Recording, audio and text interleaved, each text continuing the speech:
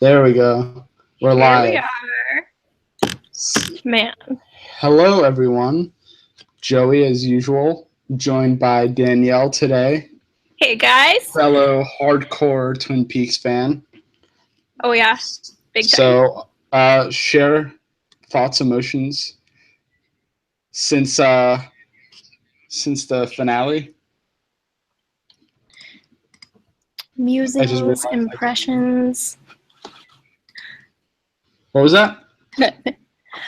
Everyone share your musings, your impressions. Oh yes.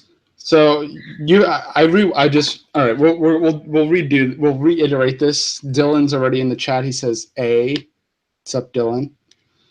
So we'll reiterate this. I just rewatched it a couple hours ago. You haven't rewatched it yet. So tell me where you are mentally right now. Right now, I just feel.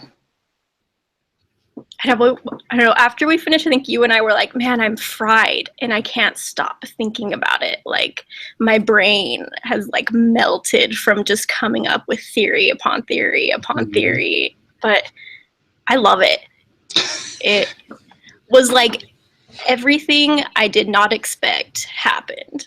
Like, of course, David Lynch, here we are. Absolutely. Like, I love that I know to expect the unexpected, but I'm still like surprised and in awe every time it happens. Like, genius. I mean, I thought I had it figured out. I thought with all my theories, I was like, all right, this is definitely going to happen. They're just going to beat Bob and they're going to have a big hurrah and that's going to be it. Maybe Lynchian Avengers. Yeah, Lynchian Avengers. And we had a little bit of a moment like that. I had a feeling they were going to go save Sarah in some way, but I didn't think it would be like this at all. So it was insane. All right, so somebody is asking, well, I guess we'll start off hard and heavy. Somebody's asking, the Undeclared Nation is asking, so what year is this? Do you have any ideas on what year it is? I have no idea. Like, I don't think it is in the future, but I don't know. I feel like it has to be in the past sometime, but I have no idea. I'm starting to think it's like this mesh, like this combination of the two. Mm-hmm. At first, I was thinking maybe it's like Laura's dream, and she's like mixing things. But Laura wasn't. She supposedly died in, I mean, what was it, 89? So she wouldn't have known how cars were gonna look in the modern day, like modern cars, because Cooper's car has like one of those like digital locks on it. That's true. After he leaves the motel, actually, because before he gets in the motel, he has that old car. Yeah, he's in a different car, and then I think in a different motel itself. Yeah. Like, it's not the same place where he was. Like, it was 2 levels when he left and 1 level when he got there. That's one of the reasons why I think it could be a dream, because, you know, time is just like, so doesn't matter. Time doesn't matter in dreams. Yeah. You can be here one moment and then somewhere else the next. But it's, so I think maybe time just doesn't even matter, possibly. Like, maybe it doesn't exist. Or, well, I mean, it exists. I don't know. Time could have been ruined. Or is it, go ahead. It's just completely fragmented. I don't know. Maybe it is a dream. So does time really matter in a dream? Does it exist in a dream? It doesn't. If they want to go by dream rules, I don't think time is non-linear in a dream. It's true. Location doesn't matter in a dream. You could pop here or there. No. With a blink of the eye. So it could be a dream. And I mean, that was my first theory, that it was a dream. Is it Lara's dream? Is it Judy's dream? Something Judy created to put Lara in? I just have no idea. Is it Dale's dream? Is it Diane's dream? Who knows where we are? It's amazing. The easiest thing, somebody says, or the past. The past of what, though? Whose past? Whose past? Where does the original Twin Peaks take place? Does that take place in a weird pocket universe? Because, I mean, in the original, I mean, I don't know. Somebody says, I know Cooper used a cell phone and that he saw how old everyone looked, but is it possible it's only now hitting Cooper that 25 years have passed for him? That's what I was thinking. That's one of my more recent thoughts about it. Because I don't know, I'm sure again with time, like I think in the lodge it probably is so confusing. Like how would he know how much time has passed? I mean, we know that he was sort of watching, but I don't know how much he's been watching. Like how long was he looking at calendars while he's watching? I don't know. Yeah. He must be seeing things also fragmented. So maybe he doesn't know how much time has passed. He must notice that he looks a little older. I mean, Kyle MacLachlan doesn't look that much old. Like, he doesn't look like an old man. He's timeless. Older, but I wonder if that's what it is. Like, maybe they're in 2017 and he's just like, what? Yeah. But then what year does the actual, like, the series we saw up to that point take place? That's true. I don't know. Does that, I mean, because the final dossier, if this is canon, I believe starts in October, August 4th, 2016. August 4th, 2016. So if this is canon, then yeah. I've had thoughts about this lately. I don't know. Okay, so this is making more sense now, knowing what we know from the show. And I'm not gonna. I know you haven't finished it yet, so I'm not gonna spoil anything. I pretty much know everything anyway, so it's not really. But there are like inconsistencies in the book. Yeah. That people notice, like even going like from the first week it came out, and now with all this time fragmenting, it makes so much more sense why things are broken in the book and people are missing and stuff like that. And like different details are different from what we thought was canon. Like you have Pete Martell being a checkers man, not quite intellectual enough for chess. And we're like, no, isn't he like the chess champion of the world? Like there's there's certain things that make me think like there is maybe different timelines in different parts of the secret history that maybe aren't from the same world. I don't know. That's what I'm thinking now too. Maybe this that we got is the new alternative timeline. Yes. So look at us. People are thinking. Yeah, people are wondering what's going on. What is the world of Twin Peaks going to look like now that Laura Palmer has been saved from death? And I think it looks something like this. Exactly. Up to a point. Anyway. Yeah, because I think a lot of the stuff is the same, but then there's a lot of discrepancies that I can't remember if Laura's actually talked about in this book much. Is she? I was looking yesterday. It mostly talks about her death. Like the one part that had talked about Dale Cooper, it does say that he was in Twin Peaks investigating her death, but so it does talk about her death. So that I don't know. That kind of kills that theory. Yeah. So I'm wondering if maybe there's a different timeline. This is like another parallel timeline. Yeah, there's maybe just multiple timelines mixed up in there. There absolutely is. So it's just like a whole huge thing of timelines, and we have to try to make sense of it. I'm getting the feeling that David Lynch and Mark Frost were like, all right, let's just give them the fragmented timelines, and just so they could think their brains off and theorize their brains off, and they'll be satisfied until everything is gone. Yep. All right, so I'm going to go down a couple of the comments and see what people have to say. Julian says the two-part finale is totally mesmerizing and beautiful. I agree. Yep. Lex Bellaramis, cool name.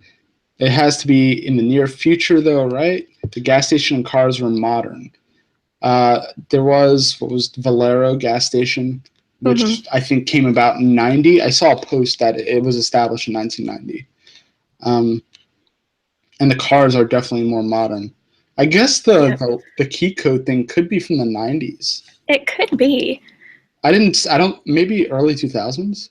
That'd be kind of weird if they started, if they go back to like 2000 or something. Could it be a parallel universe? Most definitely. Yeah. Oh, 100%. Julian thinks it's an alternate universe continuum in Back to the Future sense. That, yeah, I mentioned that in my the other review I did. Yeah. Marty McFly just shows up in the middle of the street with the dog. The part that got me thinking Back to the Future was the part where they were underneath the power lines, him and Diane, and he gets out to check the power lines. I was like, this is Back to the Future. Electricity. I mean, if you're going to talk about time travel, I mean, what else are you going to cite? That's like, besides Doctor Who, Back to the Future. Yep. In the film world, anyway. Dylan says, I absolutely refuse to believe that the inverse, that Twin Peaks is a dream, and that what we saw in episode 18 is the real life. Some people have suggested this. Feels cheap to me. I don't think it's like that. I don't think this is like a Dallas kind of thing where it's like all been a dream the whole time. I think everything is a dream. Yeah. I think the dreams feed into the dreams and all that kind of stuff.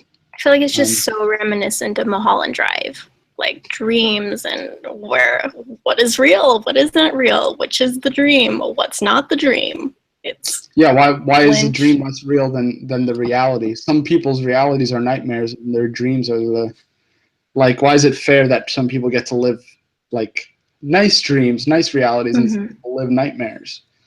It just like, don't discredit their dreams because that's their safe place. Like, it's just you could get into a whole like psychology discussion there. Let's see. Like Spellorama says, I knew Cooper used a cell phone, and that's how old everyone looked, but it is possible now that... Oh, okay, I read this one. Sorry. Katrina says, do you think he has looped around here before, so that's why he knew what to do and will keep trying to make it right? I do think that is one of the things I think is happening. I think it's... All right, so this idea is sort of abstract and like kind of on the philosophical end, but like... Judy's evil. She's like evil incarnate. And Cooper is the sort of the Boy Scout that'll always try to do the right thing kind of thing. So maybe him and Laura are doomed to this endless cycle of, the 8 of trying to delay Judy, trying to keep Judy at bay. And the only way they could do that is by going through this whole thing back and forth, around and around. So I don't know. That's kind of my loose theory about what is happening. But I'd hate to put them in like an eternal hell like that. But it does kind of tie into a lot of Tibetan Buddhist ideas. It's kind of depressing to think of. Yep. But it makes sense, though. They're just kind of stuck in this endless loop of trying to fix something that really can't be fixed in the end. I don't know. Is it more noble that they try? I mean, it seems like Cooper remembers his other life. It seems like at the end, Laura begins remembering. And I believe, I forgot who says it, but... I think maybe it's Jeffries saying that Cole will remember. Yeah. Somebody will remember. And I think that's why Cole, like, there's the scene where Diane comes and there's like that music, that like slow American. Mm-hmm. I think he's remembering one that already happened. Like, this happened already. I remember. You know that look you get in your face when you're having like deja vu? Mm-hmm. I think that's what's happening in that scene. He like knows it. That's why he goes, "Come in, Diane." Yep, I rewatched that and I was like, he just knew that she was there. I think he was having deja vu, which makes me think they've been here before, probably a lot of times. And I think it just kind of contributes to the fact that I think Gordon Cole is very in tune to so many things. Like, we have no idea. Like, because it always seems like he seems in tune with certain frequencies. Like, I don't know if it's attributed to his hearing loss, but It might be. I didn't think about that, but it might be. Heightened senses, he could like... He has like I mean, heightened senses. Yeah, he could probably hear, maybe he could hear Diane coming. Maybe he could just like hear like the clack of her heel reverberate, and maybe it picks it up. It might not be loud, but it could be that, or it just could be like this, like extra sensory kind of thing. Or it could just be that he knew she was going to be there because he'd been there before. And maybe Cooper had that as well. All right, let's go down a couple more of these. So Katrina, yeah, I do think they're looping around here. I think that's definitely what's happening, and it definitely makes sense, especially in the scene where they go to Jack Rabbit's palace and there's all the things lining up when they're walking around when Andy comes back, and there's all the ghosts coming back, like the shadows. Yes. That makes a lot more sense for that. So much. It just seems like it's happening all at once. Now I don't know if these are like times when they all came together that they see. I'm trying to figure out how to phrase this. Do you think there's like fixed points? Like there's points in each timeline where this has to happen this way, and they all somehow end up getting to that point? I think that's exactly it. I think there's some places that have maybe more spiritual value, or there's more electricity in those spots like gravity, than other places, or gravity, and it makes them more likely to have these important things happen. Like with the whole thing with the coordinates, like all these certain places, or like where Bill Hastings finds the White Lodge. Like there's very specific places that people there's so much specificity to it. And it seems like maybe the fireman, if these people are like straying too much, he'll suck them up and say, okay, you have to do this, you have to go here. Yep. To just course correct them a little bit. Interesting. That just sort of manifested itself right now. Yep, he's just picking up people. All right, you're not supposed to be over there. You're supposed to be over here. You are messing up. Let me fix this. That's why I still think that this is like an endless thing where they're just gonna keep fighting Judy, keep like going back and forth until probably for infinity. I mean, unless they break it somehow, unless this what happened with Laura broke it. Because maybe we're seeing the end of that line. I don't know. I wonder what about it would have been the end if that was the end. Her snapping out of it, her remembering. Yeah. Because we did see Pete Martell, we did see her body disappear on the beach and Pete go fishing. And Jody she was working on her makeup and it was a normal day. So I don't know. Yeah, Pete catching the big fish. Catching the big yeah, exactly. Coma says, well, Lynch uses dreams as a symbol of any kind of mechanism through which we communicate with our subconscious. Yes, very much so. And not only our subconscious, but apparently the subconscious of other people. I think that was kind of the message that we got in this thing. I think during all of the season, we saw Cooper learning about some hidden aspects of his personality through a dream. Elaborate on that. I'm not quite sure what you mean. Mobile Solutions Canada says, was there a date on the note left by Major Briggs for Truman, Bobby, and Hawk? Was there a year? There might have been. I don't remember, but there might have been. I can't recall. I want to say the year is 2015. 2015 or 2014. Yeah. And the book is noted by, do you know who wrote The Secret History? Do you know that already? Oh, yeah. Okay, so I think... My girl Tammy. Yeah. And then Major Briggs. And Major Briggs, yes. The book is noted 2016. So I'm wondering, I'm guessing the book takes place after the events of the show. Yeah, from what I remember, I think stuff does happen in 2014, 2015. That's from what I've heard. Okay. So, I wonder which Tammy this is. I know. I'm looking at this book like it's a stranger in my house. I know. It's Now like, it's been here the whole time. Who's the real author? Yeah. Who is this there? Who do you think this is there? Okay. I got that out of the way. I just skipped down. Let's see.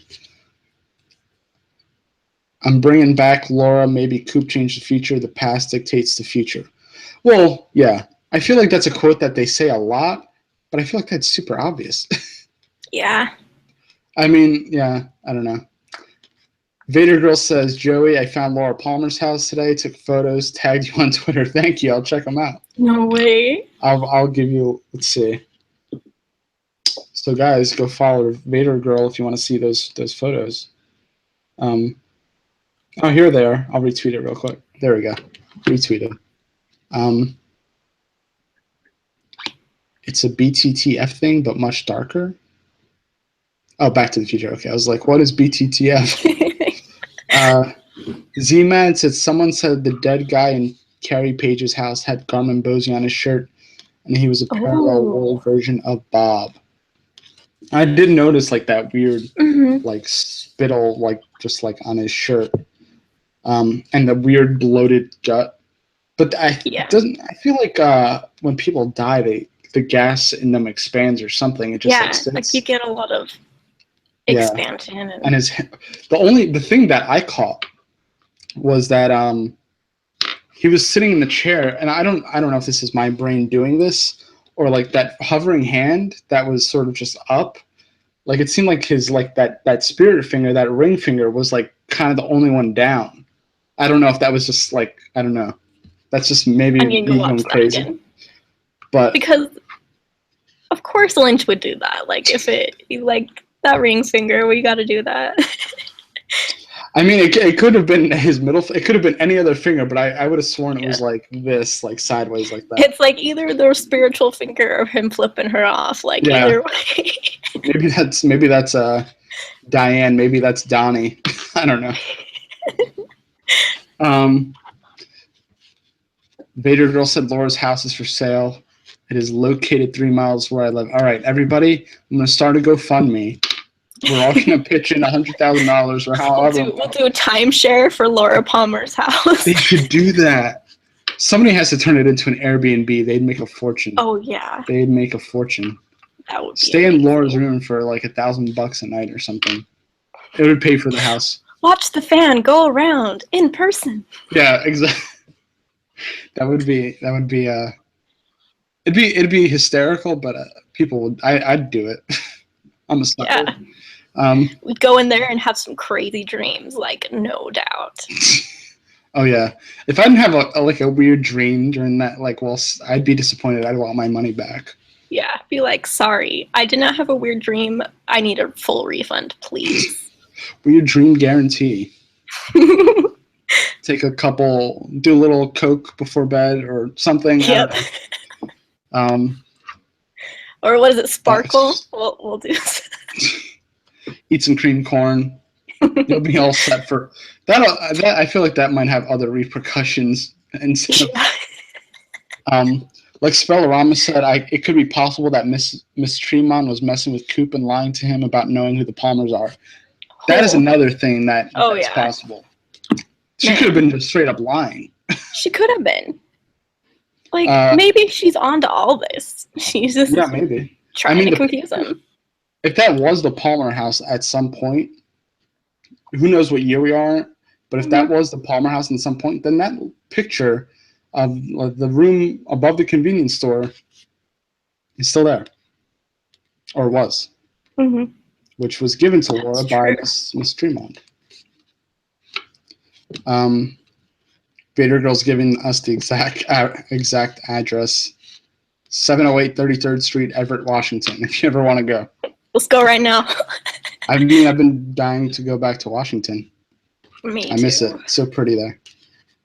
The owner was the one that was in the house, right? When Cooper that was I guess the current owner or the owner at the time. I hope the next person that gets it is just as generous, like letting people take pictures and stuff. Oh yeah. Even if she isn't, it's gonna happen. So they better I get feel like with it. if you're gonna buy that house, like it has to be a fan. Like I'd be sad if someone who didn't even know about Twin Peaks bought that house. It'd be a shame. See, most other houses, people try to like get the price down, but people would probably like compete for this house to, and it could sell for a fortune. Especially now. Now's the perfect time to sell it. She was smart. Yeah. It's like it's the last scene of the show. So, let's see. Rodrigo says, how much is the asking price? I don't know. Rodrigo says, the last scene made me feel something that I only felt once in my life. I don't even know if it has a name. Awesome. Yeah. A life-changing show. Vader Girl says she saw it on the house on Rolling Stone, selling for $500,000. I feel like that's a little cheap for that. Yeah. I guess it's, at the end of the day, it's a house in Everett, Washington. It's not a mansion. It is a nice house, though. David Lynch decorated. A David Lynch decorated house for $500,000. Interesting. I'd take it. Yeah, it's just like garage sale furniture. Then Katrina says, "I don't think it's any more of a dream than any other reality. I think they're both one and the same." That's what I think. Dreams, reality, just meshing. Intercourse between two worlds. Let's see. Cooper is Richard. I think Cooper becomes Richard slowly. I think once that cut happens, I think Diane sort of turns like what I think happens is like they sort of melt into their person in that world. Yep. I think there definitely is. It's like he started off as Cooper and slowly turned into Richard. It's kind of seeping into him.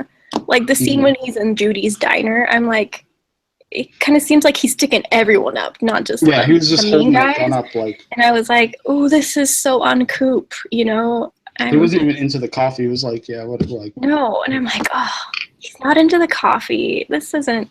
He's got a little Richard in him. Mm-hmm. I think so. I think he's. I mean, and what Diane Linda wrote in the letter, if she was the one that wrote the letter. Yeah. I don't recognize you anymore, or I don't think I know you anymore, or something like that. So they were. I think that was what's happening. The first time I saw that the sex scene, I was like, "What's happening here? Is Diane like regressing? Is she remembering?" But I think the thing is, she was forgetting. Yep. Because she knew she was forgetting, and she was getting sad about it, and that's why she kisses him before she completely covers his face. Yep. The first time I saw that, I'm like, "Oh, this is messed up." Like she's like remembering evil Cooper. But now I'm thinking he was changing and she was changing slowly. Like her brain was changing. So can I tell you just how heartbreaking that scene was for me? As I was watching it the first time, I had Coop from the original, after he'd been shot, talking to Diane, saying that he just wishes that he could have sex with a woman he really loves. And I am just seeing this, and he looks dead. She's covering his face, and I'm like, oh, it's breaking my heart. That's it. They're going to be different people, so you can't, like, I don't know. Richard and Linda. Man. Maybe they're destined. Who knows? Who knows? I didn't expect that whole thing at all. No, I was like so surprised. I was like, especially him being so forward about it. Yeah. Let's see. Wilton says Cole knew there was someone behind the door because he saw the peephole light obstructed from the other side. It's in the scene. Watch it. I mean, okay. Sure. I want to believe that he was having deja vu, though. Mm-hmm. But it could be that. Yeah, but also, maybe how would you have known it was Diane? Like, just for, I don't know. Albert or Diane, I guess. Or Albert was already in the room, right? Yeah. Yeah. So she was all odd man out, and nobody else would have come to that room. But it did seem like he knew she was coming from down the hall, though. Mm-hmm. Like she wasn't even out of the, like, barely out of the elevator when he was like making that face. Sorry, I've gotta just put this. Marvel solutions. Do you think the infinity sign represents the loop Cooper stuck in? I do think so.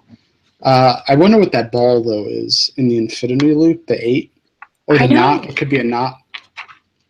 The fact that it turned around and like the ball was outside of the loop. Mm-hmm.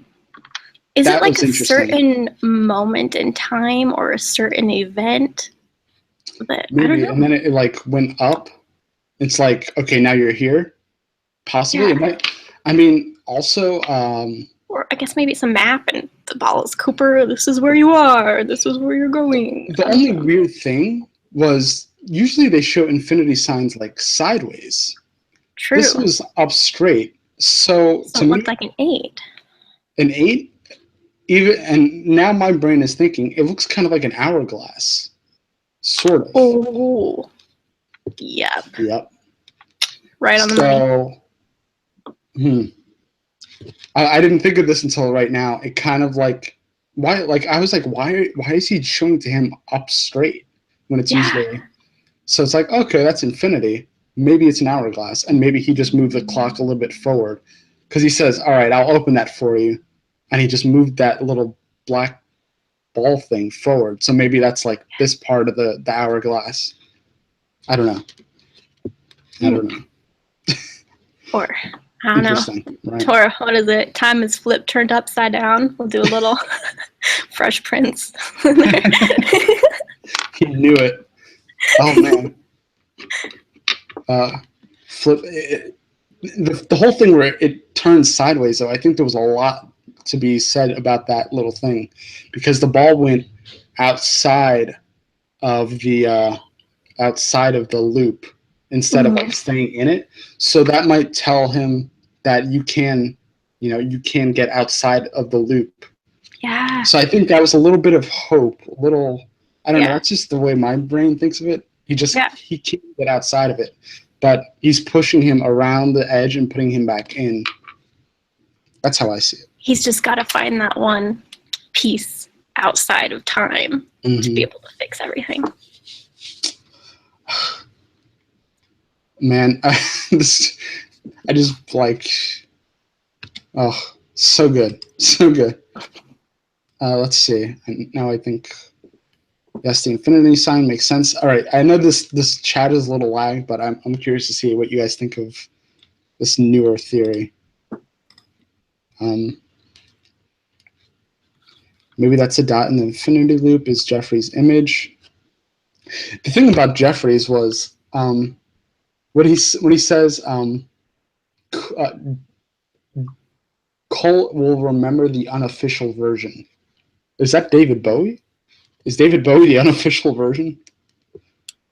Who knows? Because, I don't know, it is technically the unofficial version of Bowie, at least his voice. But I know. I don't know. He'll remember that. I don't know, Jeffries doesn't technically exist anymore, so is it the unofficial version of Jeffries? Yeah, is it just like a ghost of him? Yeah.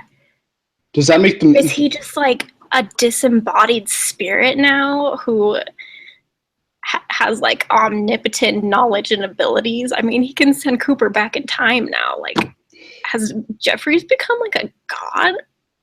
I don't know. I feel like Jeffries is trapped.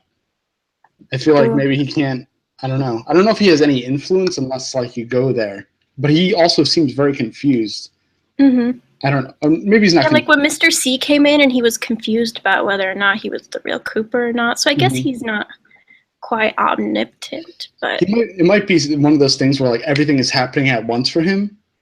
Oh, so true. It's like he's just like you got, like when he says to Cooper, you have to be more specific. He's trapped in that spot with no time. He has no concept anymore. It's all over the place for him. It's like just pieces scattered. Which somebody brought up a good point that maybe the whole movie that we've seen is just sort of like our vision. We're seeing it like Jeffries would see everything. It's all scattered and pieces are all over the place, and we have to figure it out. It's so much to get into. Vader Girl says she's going to seek out more Twin Peaks filming locations and take photos, geeking out, do it, and I want to see all of it. Cooper is now Rooper. Sounds like a detective dog. Rupert. Rooper detective. Can we make like a cartoon version of this with like Detective a cartoon Cooper? Cooper? I want to make this children's book. Secret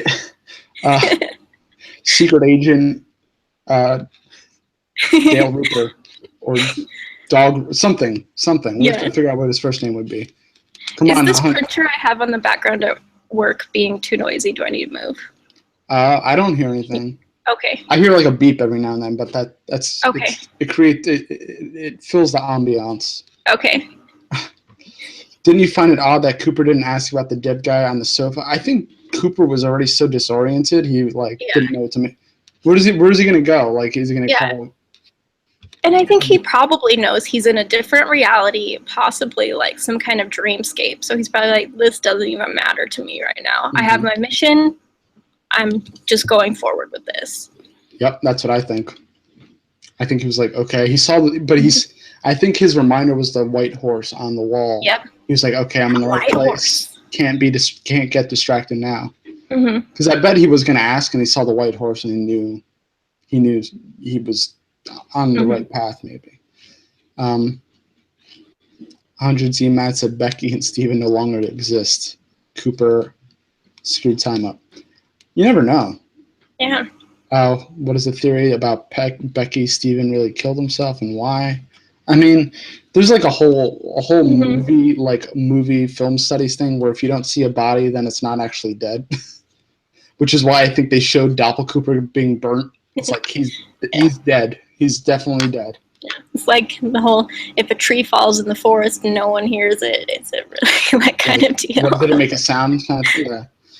It's that kind of. So Steven and Becky may or may not be alive. We'll never know. And the age-old question: where is Audrey? I think she's in his. Oh, sorry. You. Now that I have that idea of the little ball being outside of like that loop, I think Audrey might be in that ball. That is very possible. I feel like she's being unaffected by all this. I don't know why, but I feel like she's outside of everything. I don't know. I also still want to hold on to the idea that she's in a spaceship. Like, it's like, I mean, yeah, that would be cool. I'm not sure if that could be a thing, but I'd like to think there's aliens about, and maybe they have Audrey, but I like your idea better. I mean, the secret history of Twin Peaks is like all aliens. It's all aliens. It's like aliens, occults. Everyone and their dog has been abducted by aliens and seen flying saucers. Carl from the trailer park. Briggs, my man, and Carl Rod. I don't want you selling your blood to eat. He just warms my heart. Harry Dean Stanton, I love him. A legend. All right, somebody's saying I don't know if I'm pronouncing this correctly. The lemon skate infinity sign has different symbolic meanings regarding ongoing movement forever, but also meaning concerning the balance between good and evil. I believe it. I've never heard it called that. I guess that's the official name. Lemniscate? I'll look that up. Rosenfield 10, who's been watching since the beginning, he has his own show called Twin Perspective. You guys should watch it. Says, am I the only one who thinks Cooper should not try to save Laura? I don't like time travel stuff. Never works. Butterfly effect and all. Laura is a martyr. I don't think Cooper is aware of why he actually... I mean, he cannot save Laura, and I think... See, it's complicated. I think if he doesn't save Laura, then Judy gets close to whatever her goal is of, like, world domination and stuff like that. But if he keeps trying, then he keeps Judy or what is it, Judy? Jowday. Jowday at bay. He keeps Jowday at bay. Him, Cooper, Laura, Cole, I guess Albert and Jeffries. Yeah. But the weird thing with Jeffries, he's like, oh yeah, I know where to find like Judy or something like that. And then that's when he opens that portal. I'll open it for you. Do you think Cooper is working on his own accord on this mission, or do you think the fireman has been telling him what to do? I think part of it's the fireman. Part of it might have been Major Briggs in some form. True. Seems like maybe he had so much plan since the beginning, because apparently Cooper's known about Jowday since he knew about it before Albert did. Cole didn't tell Albert till this past episode. Cooper knew about it for years. I think Cooper knows so much more than we thought he did. Like, we've just completely underestimated his knowledge. This is what I was saying. I forgot. I did a stream a couple of days ago, and I was like, Cooper has so much planned already. Planned a lot. I don't know to what extent, but he had a plan. I don't know. Maybe he planned to be in the Black Lodge for that long to gain those powers, because he has some kind of ability now. You saw his little handshake at the curtains. So I don't know. Cooper's full of mystery himself. Oh yeah, he's an enigma. Rosenfield says Cooper screwed up everything by trying. I'm out of focus. There we go. Yeah. It's kind of the thing, like, do you save her? Do you save Laura, and maybe that'll help everything, or do you let her die each time and just keep repeating? I think it's his eternal quest to just keep. It is like a Greek tragedy. He's just gonna keep trying to save her forever and ever. Constantly try to do the thing he thinks is right. It goes so deep. By him by him trying to save her, is he in some way like taking away her agency to help like put her on the timeline that she's choosing? I don't know. So. Laura never asked to be saved, really. She just wanted like the angels, like the whole thing with the angels to be like a guardian angel. And I think Cooper wants to be a guardian angel, but he's Cooper. He is a person at the end of the day. He's not an angel. I think he just wants to save everyone so badly that he just forgets his own humanity. Somebody sent me. Somebody commented on one of the videos. Forgive me, I forgot who it is, but he was talking about the arrogance of man. And I hate to think of Cooper as somebody that's arrogant, but I think after all that time in the lodge, gaining all that knowledge, you kind of almost like probably like how Jeffries got to where he was. He just wanted more. He keeps wanting more, and he wants to be able to. He thinks he can do it all, and ends up failing ultimately, or we think failing. This is just the idea right now. Experorama says the arm repeats Audrey's line about the little girl that lived down the lane, and there was electricity in the scene when she woke up, so maybe she's in the lodge. I wonder if the lodge is outside of all of this, or if it's affected as well. That would be interesting. That'd be really interesting. 100Z Man said, I don't like how the finale was not final. I mean, there's always a chance for more, but now rewatching it, I feel like that was it. Same. And it's like the best like piece of art like you could ever watch, because you could depending on what theory you choose to believe, beautiful. It could be a happy ending. It could be sad. Like you could put whatever your intention is into it. Wherever you are in life, you'll see, okay, Cooper's this noble guy that will fight Jowday forever, and on a constant quest to like defeat evil. Like, and even if it like pulls him through all of existence to defeat evil, or you could see that, you know, he's going to be trapped forever and he's always going to fail. It's however you look at it, really. This is going to be one of those things that we watch throughout our lives and pick up different meanings from it, like as we go through different parts of our lives. Like it's going to be something that touches us in different ways every time, like for sure. I mean, before we even had this, that's what Twin Peaks felt like already. Oh yeah. And it's just like we have this, like, just more. We could go through it and around it. All right, let's see. Mr. Schmeltz says, I think the house is going to be an issue. No one is going to want to live in it because of Twin Peaks fans. Unless it's a Twin Peaks fan. That's true. Like Spellerama. If I lived there, I'd let everyone take pictures in front of my house. Well, yeah, I'd get some blackout blinds or something and take all the pictures you want. Just just leave me alone.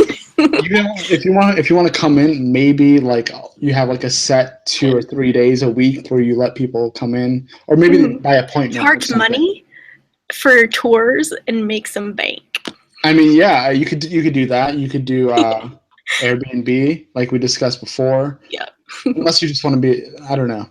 Unless you just like, maybe you could charge for a tour. Like you have to schedule ahead of time. You come with like a group of like maybe 10, 20 people, and you just go through the house. Yeah. And you have to bring me coffee and donuts. There's little stipulations if you're gonna come. That'd be cool. I guess we'll see. It might. I forgot where I either read it or somebody said it, that they actually wanted that to make that like a little museum, like a Twin Peaks museum at a time.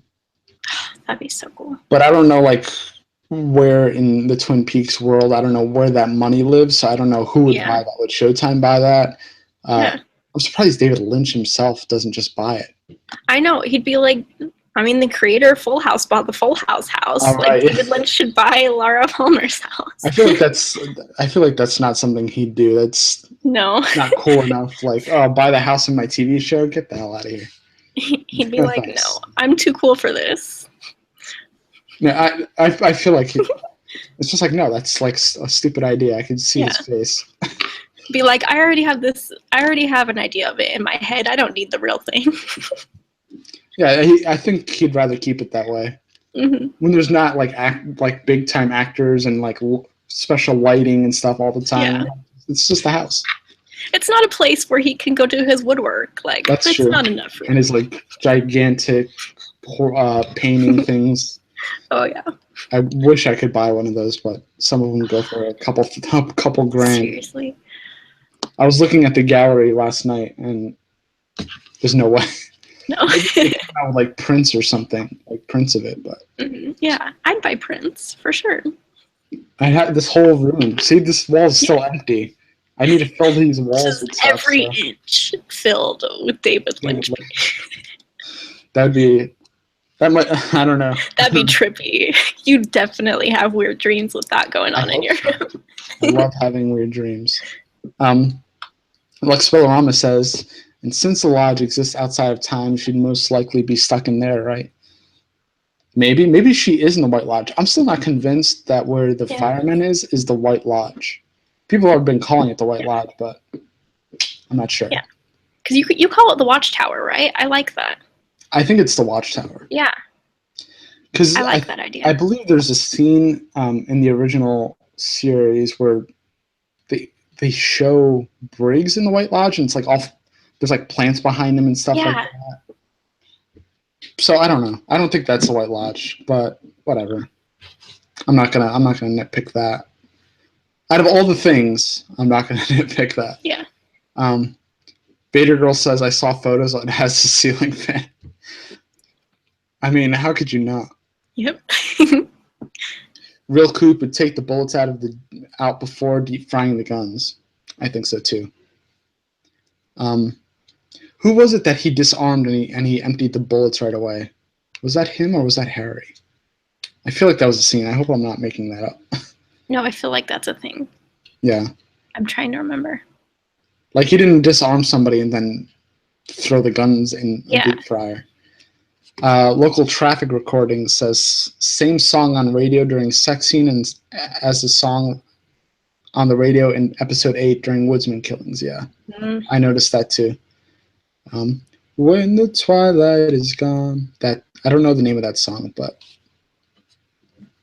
finale was Lost Highway, Inland Empire. I think David Lynch. I think there's like a big overarching idea, and we know how he falls in love with ideas. I feel like this is just a culmination of like all of his ideas and everything he's done, and he's just putting it together. Like, dream and reality is becoming one. Everything David Lynch has done becoming one.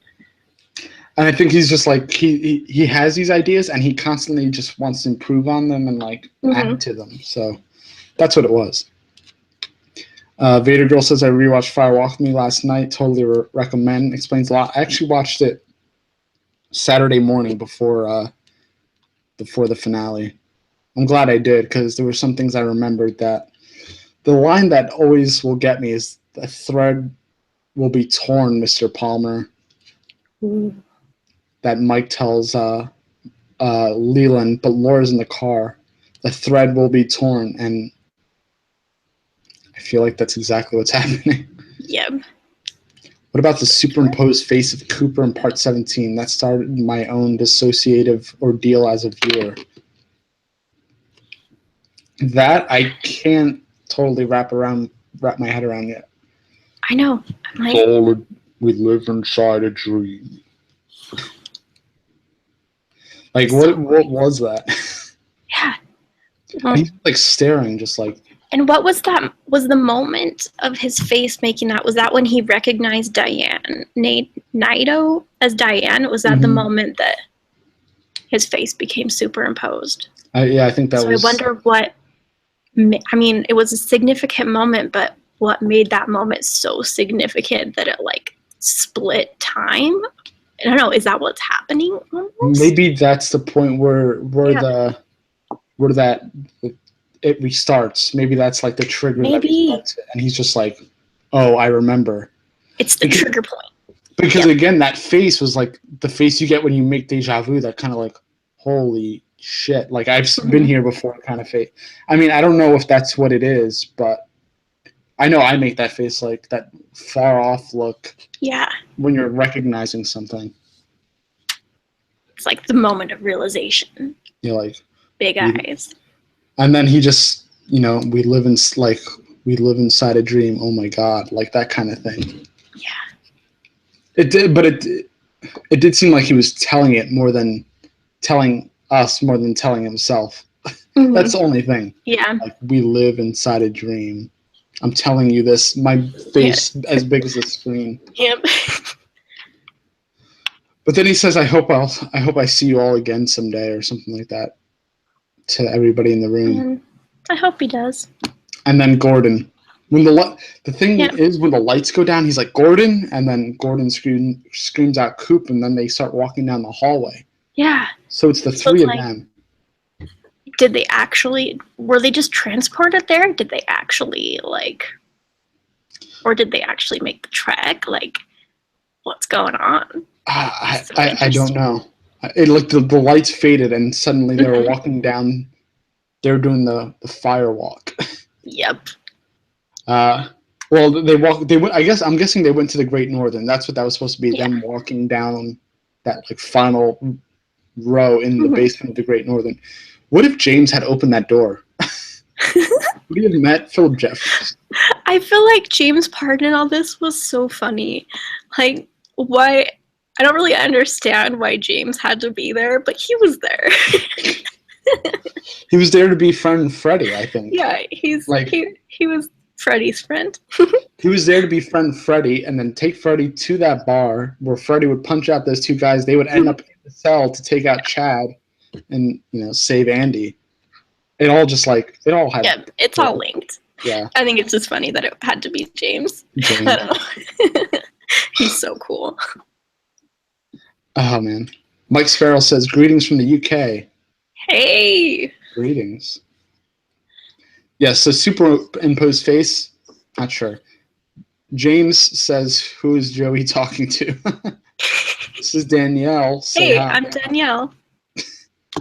She's been throwing theories my way all season long.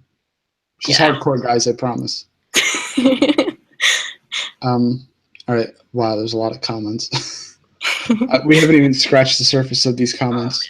Oh man. Finally, some Blue Velvet, also an homage to all great Lynch films. It was like a film, very noir. Well, it was supposed to be like a film.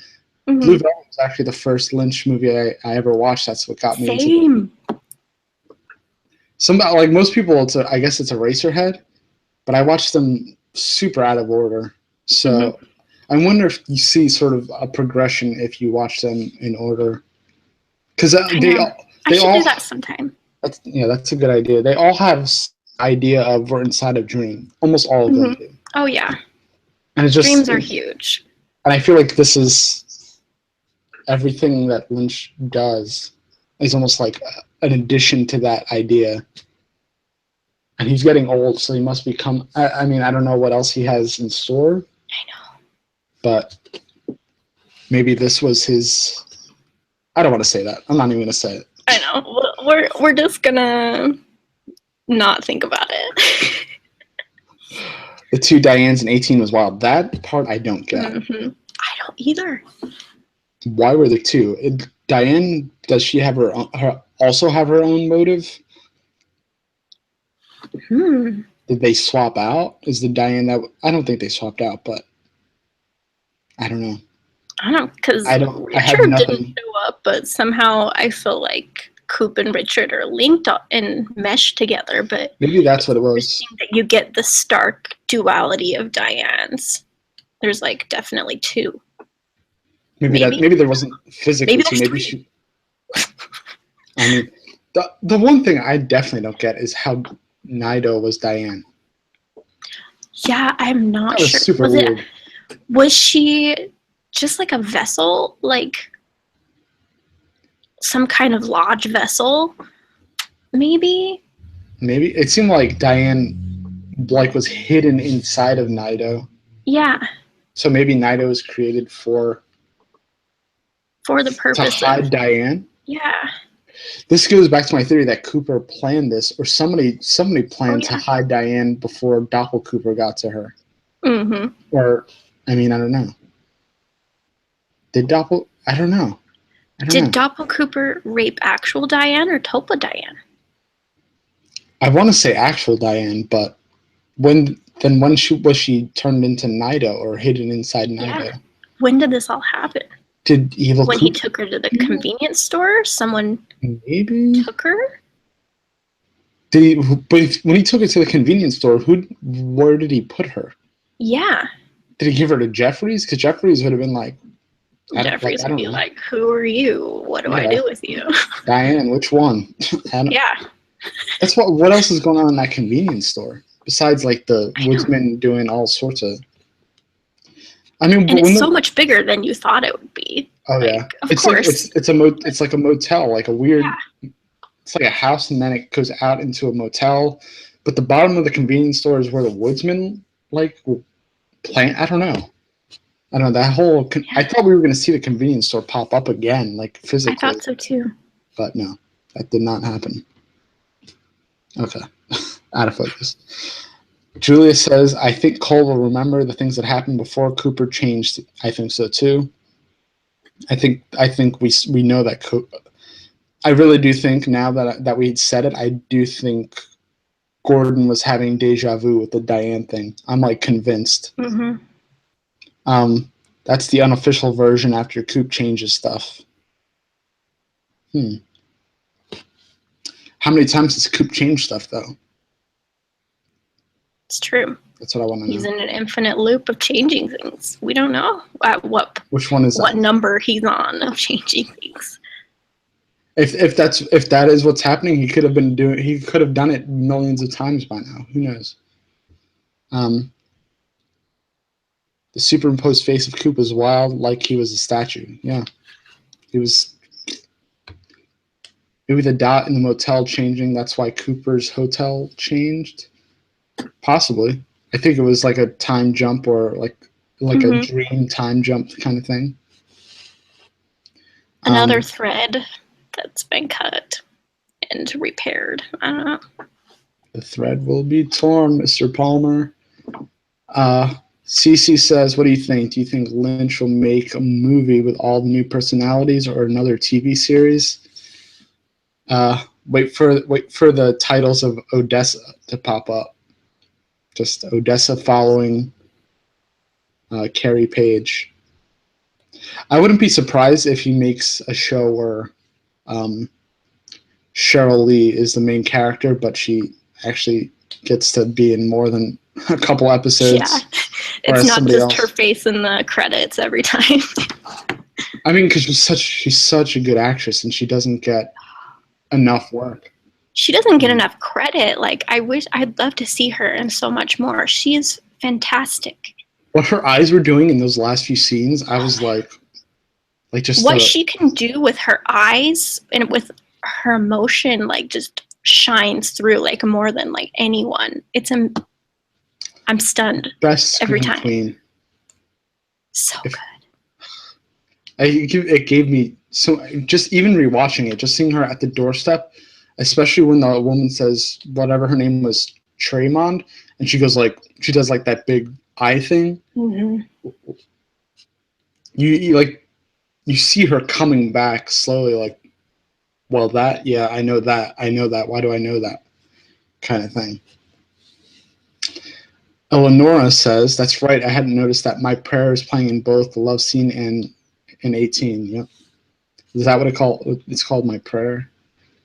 Diane seeing another Diane in the distance was giving me serious Evangelion vibes.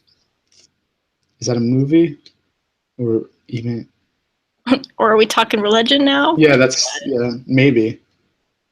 I don't know enough about evangelical religion. I don't either. Sorry, I have like weird light from the thing on my face. I don't know how to fix it. You're speckled. Yeah, I'm just gonna be speckled. I don't know.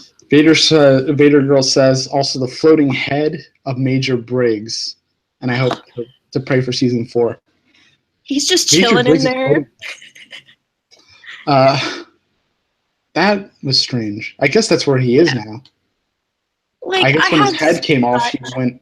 Yeah. Such Wizard of Oz vibes, the wizard right there.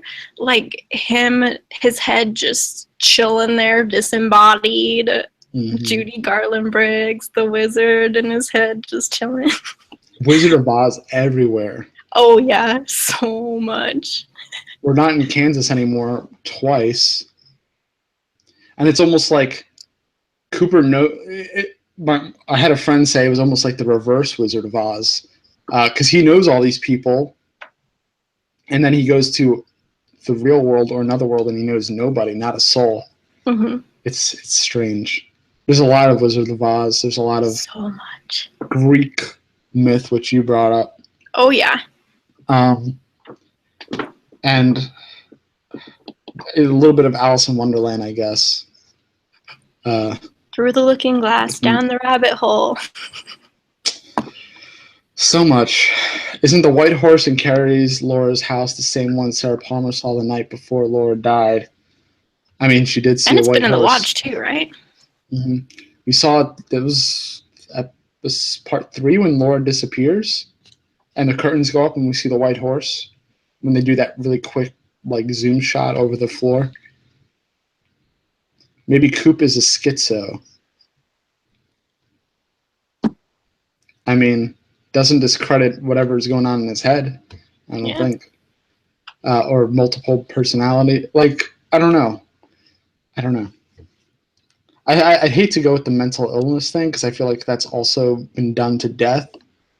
But if you embellish on it and, like, I don't know, tweak it a lot to the point where these people and actually become real, because you know how tulpas work. Mm-hmm. They're like thought into existence. So imagine like a schizophrenic with that kind of magic ability. That would be insane. All those personalities actually manifest. So that could happen. That could have been a possibility. Maybe he completely created Twin Peaks in his head. Lynch has a way of making things that if anyone else made them, it would be cliche, but he makes it all his own. Like every creative writing class I've been in, like the first rule that professors say is like, don't just write a story and have it all be a dream. but then you see Lynch do it and it's like, okay, this is genius. Because then that's funny that he actually said that. Because it's like taking that rule and breaking that rule in like the best possible way. Don't make it a dream. But if you're going to make it a dream, make everything a dream. Yep. What if everything's a dream and like the reality is, the wrong part? Mm-hmm. You could say that we are the reality, and the reality in that world doesn't exist. It's an entire dream world, dreams and dreams and dreams. I don't know. Just dreams upon dreams upon dreams. I don't know if Twin Peaks is that meta. I don't know if that's what he wanted. I mean, there's a lot of commentary and stuff like that, but I don't know how meta it actually.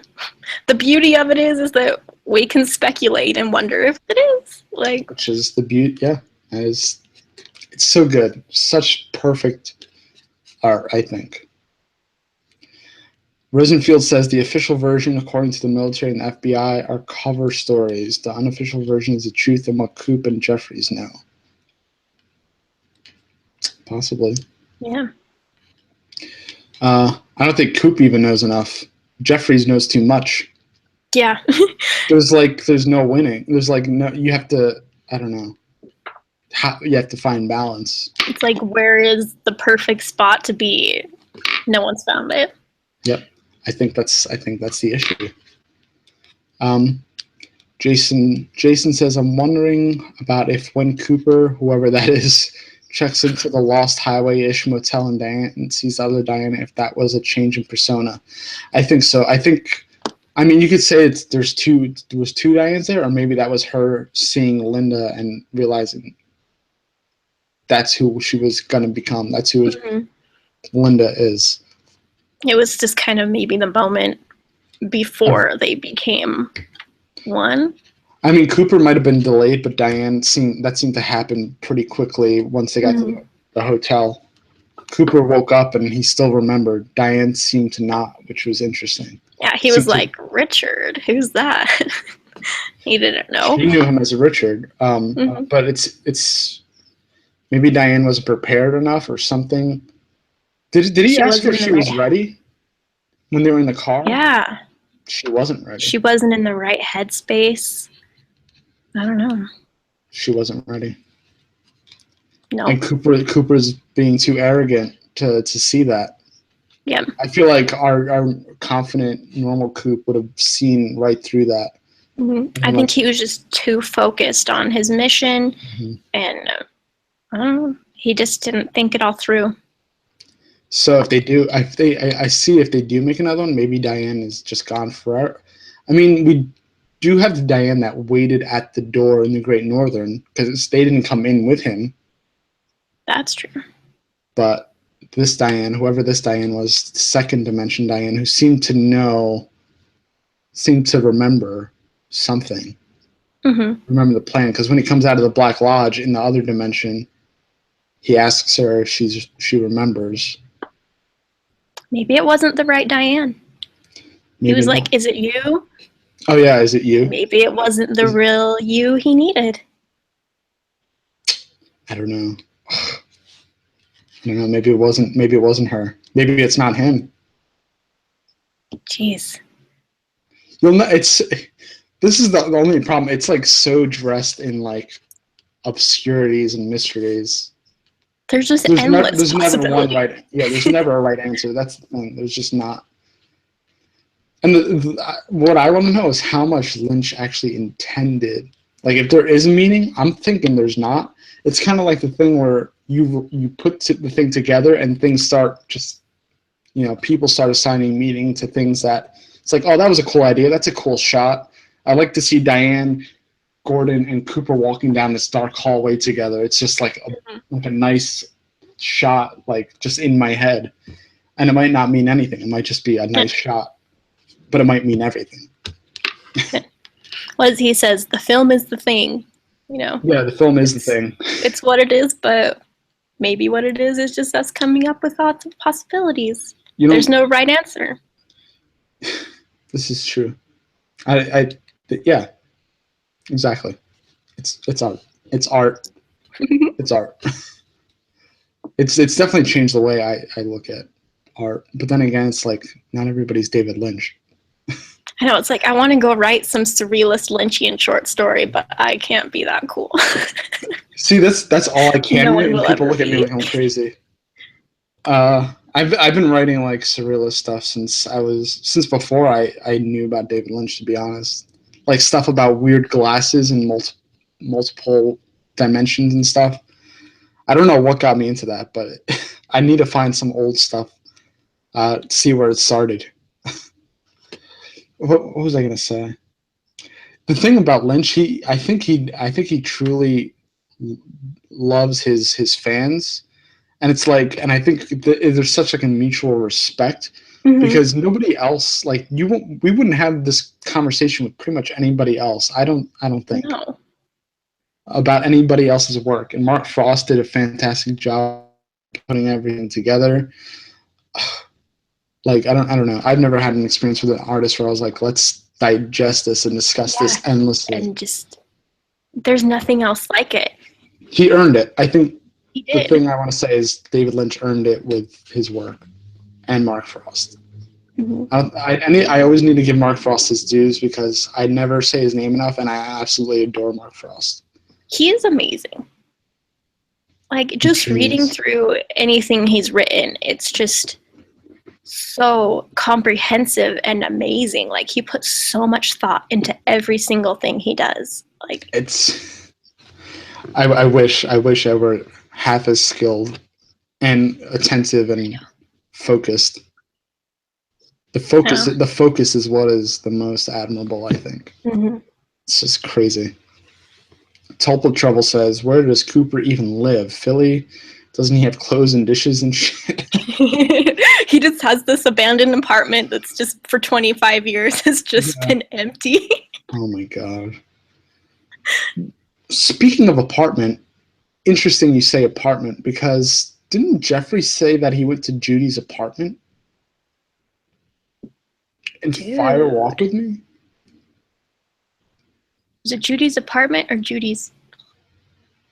Why? What is it that he says about Judy's? Was it Judy's place or Judy's apartment? Hold on. I'm going to look this up real quick. I don't remember the exact line, but I'm pretty sure. I don't know. I don't remember. Judy's apartment. When I do search, the future is that Jeffrey said he found something in Judy's apartment. Where's Judy living? So before Judy is maybe inside Sarah Palmer, she's inside someone else, and has an apartment, or she has a body. Does she have a body? I forgot about this detail, and now I'm wondering how Zhao Day can afford an apartment in Seattle. What is she doing? What is her side hustle? What's she doing? Oh my god! Interesting. Who was Judy inhabiting before that? I feel like that's a detail that was overlooked because we didn't hear that reiterated in this new series. No. I don't know. Interesting. Judy has an apartment in Seattle. Is it for rent? How cheap is it? Yeah. Can I live there? Yeah, seriously. In the last scene of 18 at the Palmer house, doesn't Cooper identify himself as FBI Special Agent Dale Cooper? Yeah, Cooper still thinks he's Cooper, but I think people would recognize him in this world as Richard. Like, if somebody came up to him, they probably wouldn't, say Dale Cooper. They'll probably say Richard. Yeah. They'd be like, hey, Richard. Hey, Dick. How's it going? Hey, Dick. Thanks. 100 Z-Mad says Coop is lucid dreaming. I guess that's why he does not react to corpse and carries out. I think it's supposed to be a lot like a lucid dream where you're super aware, but are you can progress what's happening. and he's super unsure because, especially with the cars that were following them for a while, and then went around them, that was strange. He is unsure. He's A little paranoid. He doesn't know what to think. He's paranoid. Yeah, that's it. The part where he drives her into town and says, do you remember any of this, or do you recognize any of this? And she goes, no. Yeah. Because I don't think Cooper had time to tour the whole town. He doesn't really know. He knows where the Palmers live, but he doesn't know. Mm-hmm. And he hasn't been there in, 25 years? He probably has forgotten. Maybe longer. It's not like the lodge. Yeah. I don't know. Who knows? Who knows how long he's been in there? Maybe time in the lodge is a lot longer than it is out in the real world. Possibly. I mean, he definitely aged. I mean, you can't help but age because he's a real person and actor. But yeah. Who was lovely, by the way. Oh man, I wish I can age like Kyle MacLachlan. Like, let me have, or Mad Chet. Let me be. Yeah. But I tried his wine, actually. It was very good.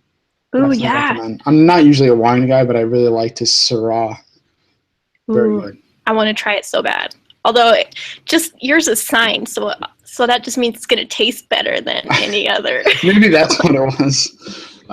Maybe just because it was signed, it tasted better. He just has his Coop magic, like, going into your wine. He puts all of it into the vines and branches.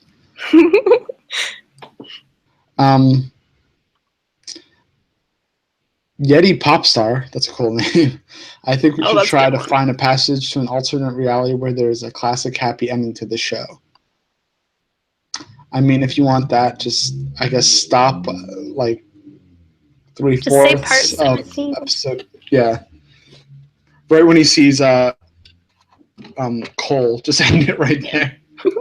Cole. Dun, dun, dun. Yeah.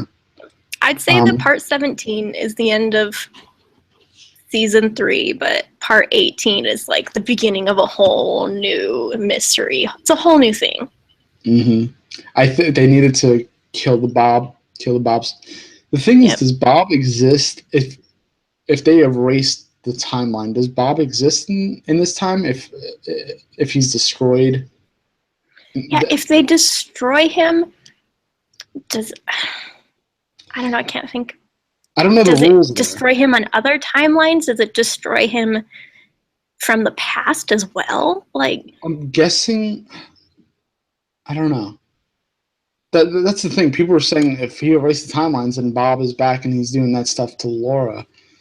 But I don't like. Does Bob live in the linear timeline? I guess he does if he was occupying Leland.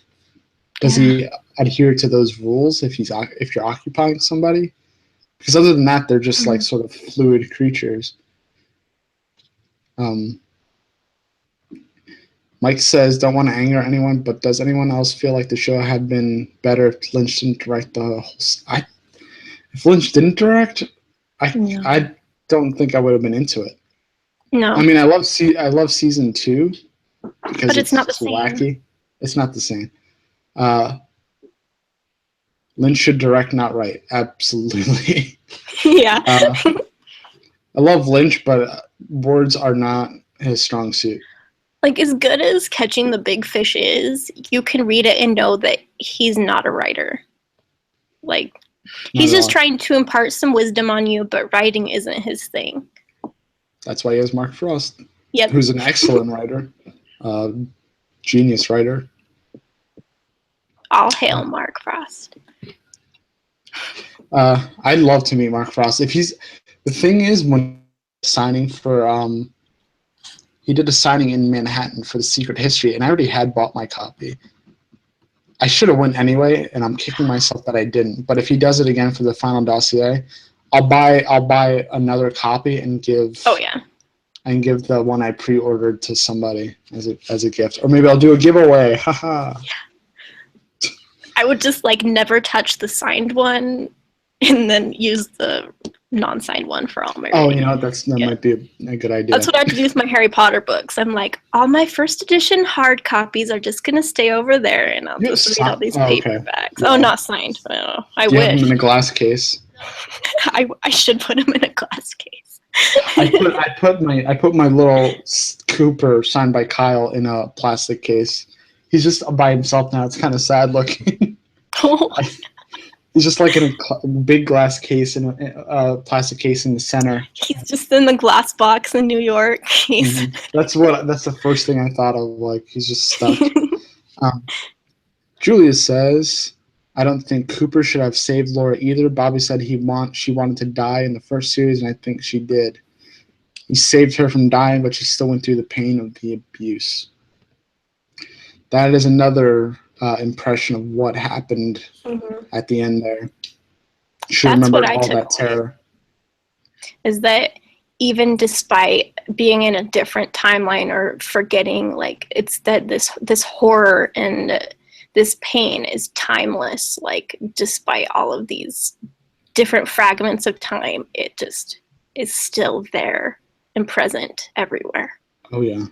I think the whole thing with the atom bomb scene in part 8 showed us that affects through everything. That is just it damages throughout the timelines.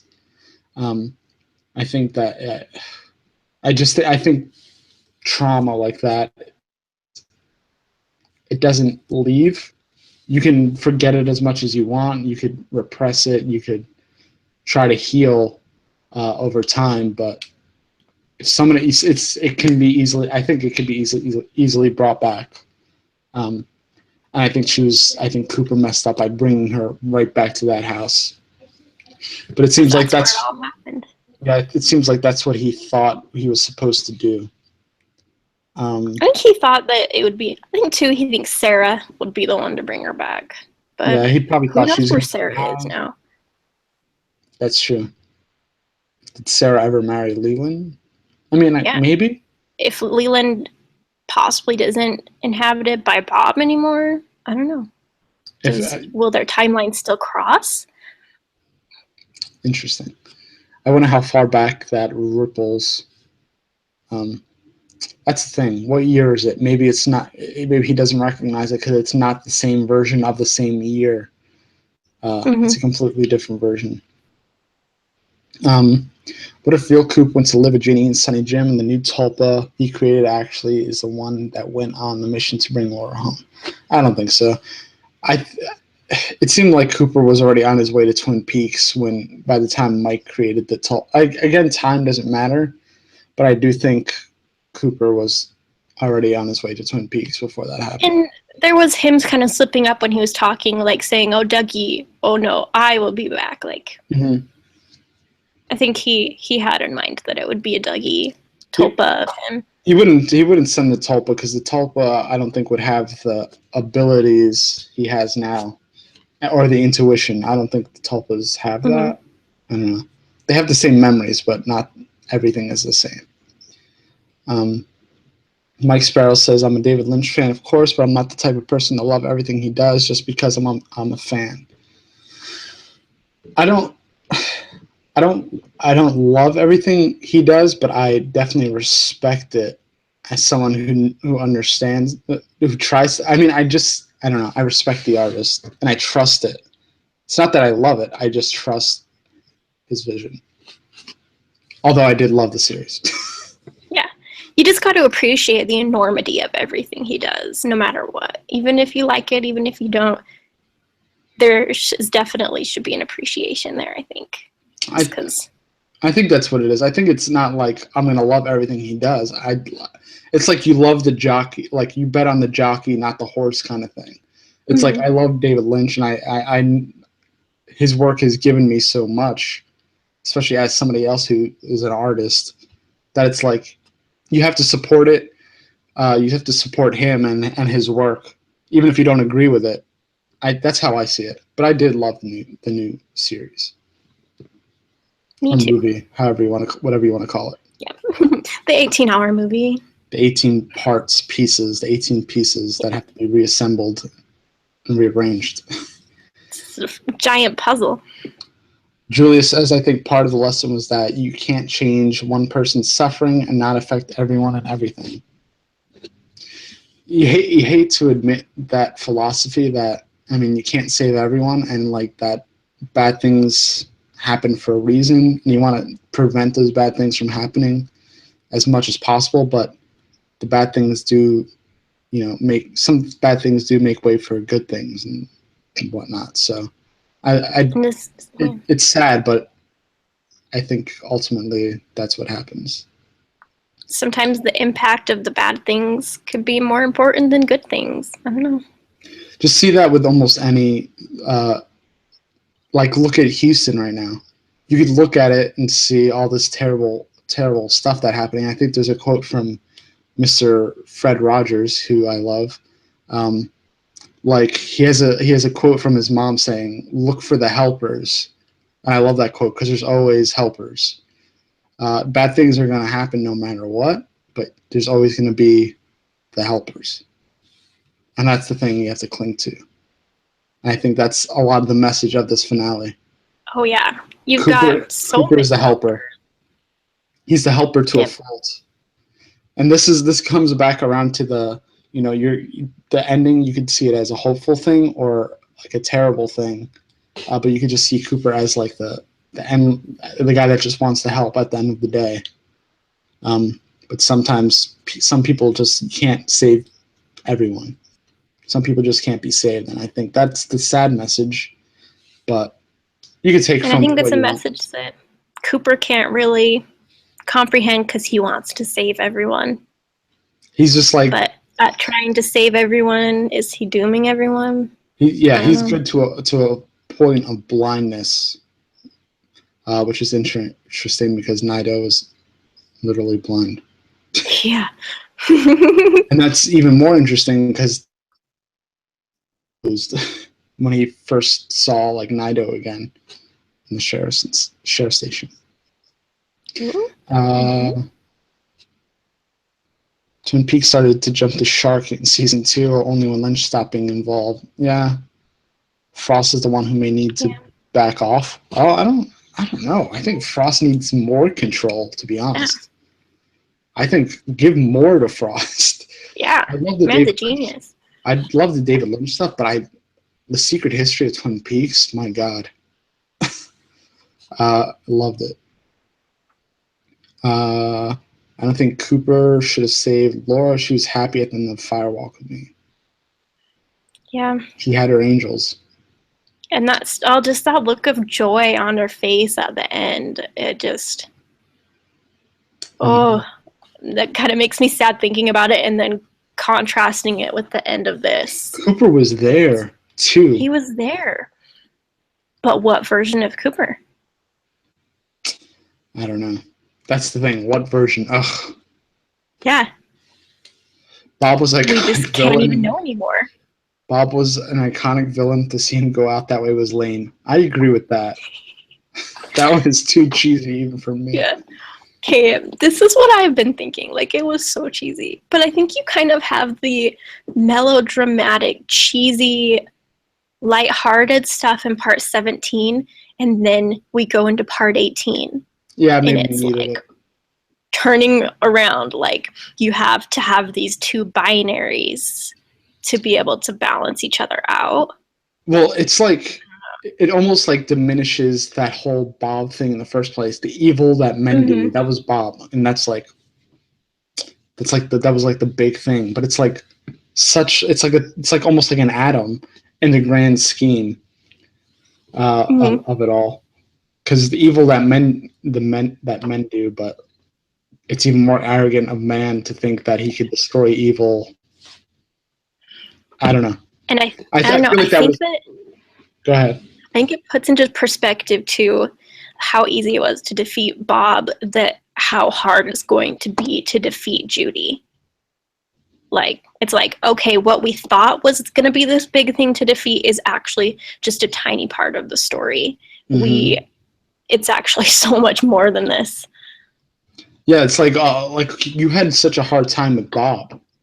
How do you think you're going to defeat Judy? How the hell? How the hell are you? I think they should have learned there and then, but they were like, yeah, now on to the next one. Problem. That was the problem with them. let's see. Steven says, I think Laura's purpose was always to offset the evil brought into the world by Bob. When they killed Bob, it was as if he never existed. Mother responded by taking Laura herself. Or making, I don't know, taking Laura herself. That's the thing. Where does she go when she like disappears when Cooper's guiding her?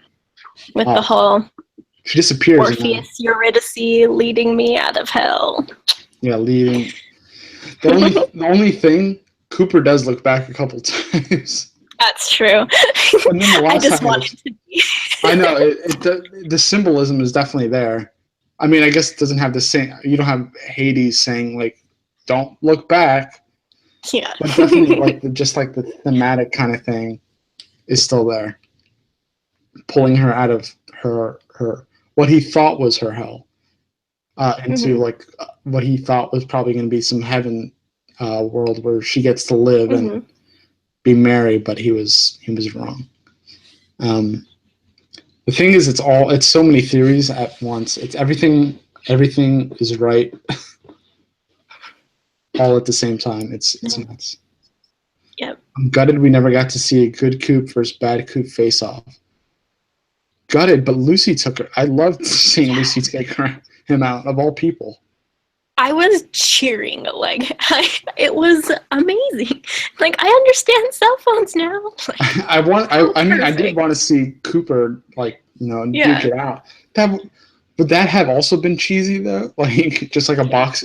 I mean, they were like leading up to like some kind of boxing thing with the Bushnell poster behind his office and Sarah watching the boxing match.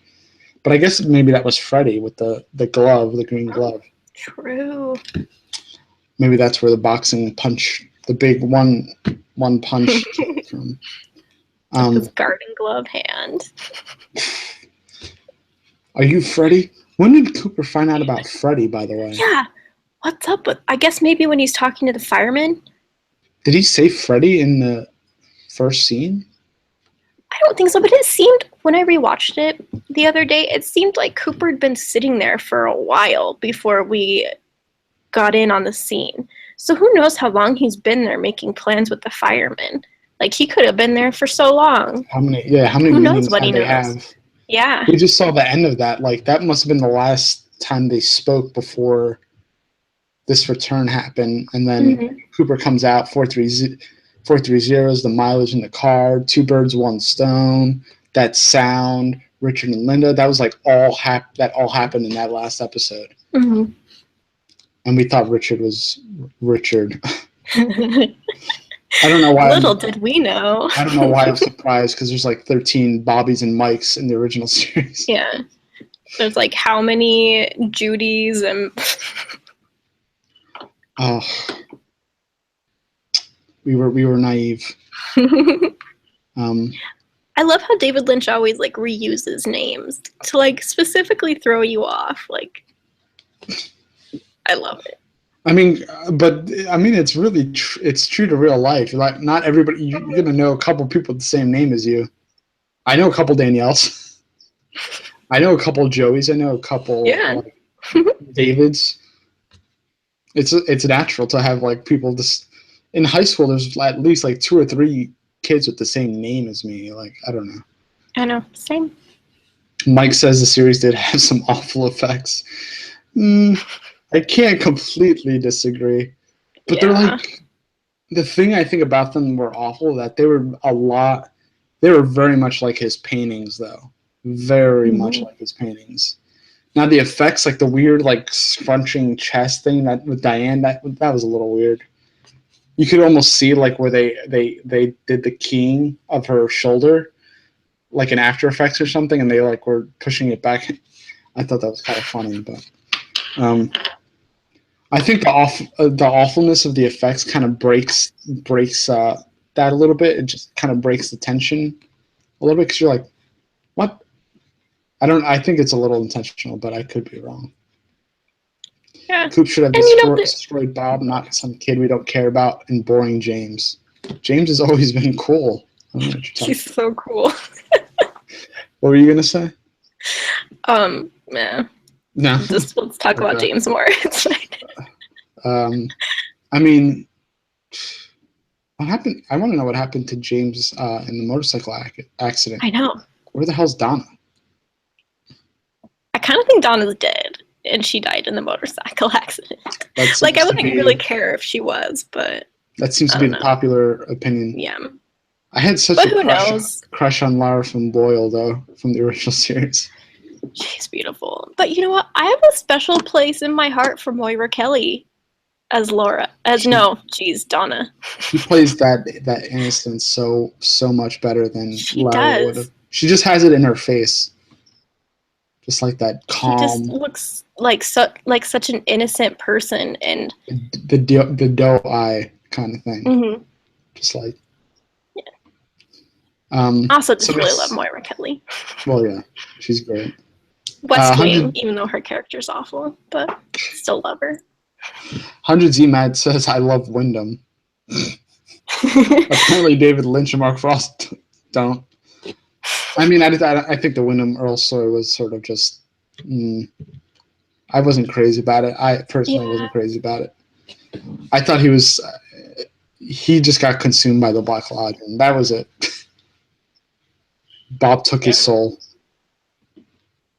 Which is weird, because Bob and Cooper were in the lodge, and Bob didn't...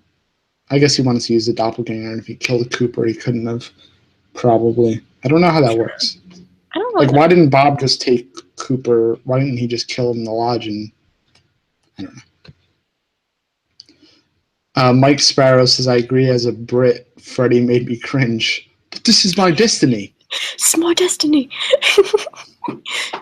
It was very superhero movie. I think that was poking fun at superhero movies. I love it. I think it was just so melodramatic that it just was funny.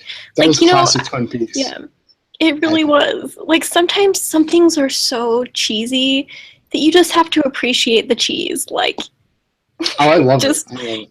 I know. You've just got to love it for being campy. My favorite show is, besides Twin Peaks, is Scrubs, which is complete cheese. Oh, yeah. The Arrogance of Man piece was on Vox, says Eleonora. Well, I feel like there's a lot of similar theories floating around. I didn't read the Vox article. I love both Frost and Lynch, but season 2 sucked after Lynch left. It was, I would say it's a mess. I thought the scenes where Jerry was a Confederate general were hilarious. Yeah. And Jacoby there, like, just taking notes. Could there be 2 Lauras now? I think there's so many Lauras. I think 2 is... I think there's, like, infinite versions. You could grab Lauras from all over the place. Just like an army of Lauras. Just Lauras for the picking. Let's go. Go Laura. Right, this one didn't work. Let's try this one. You can't mess up infinite dimensions, I guess. Or maybe you can.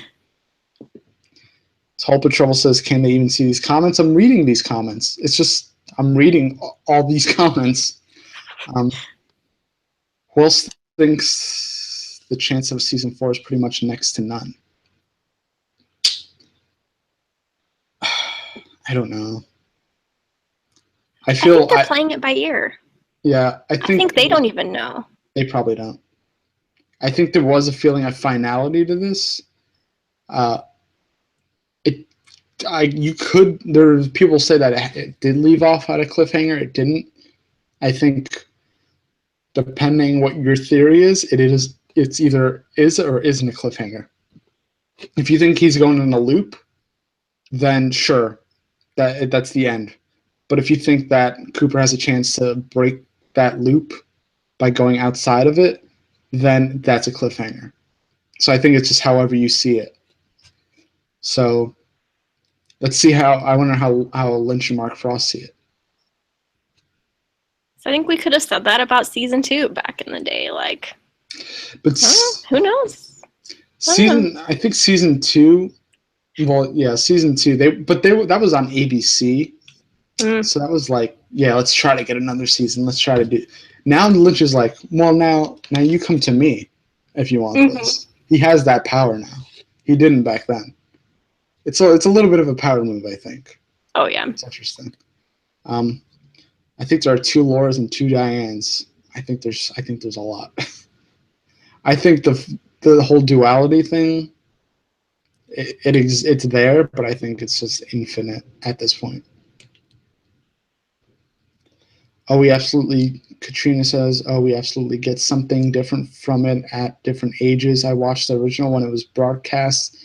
It's a different story now, literally. I believe it. Vader Girl says, I think there will be a season 4 for sure. Showtime made a lot of money. It's their top show. Just wait till Shameless comes back, though. I mean, I love Shameless, so I'm not knocking Shameless at all. Either way, you have Sheryl and Finn for a little bit at least. Well, yeah. Oh, that's right.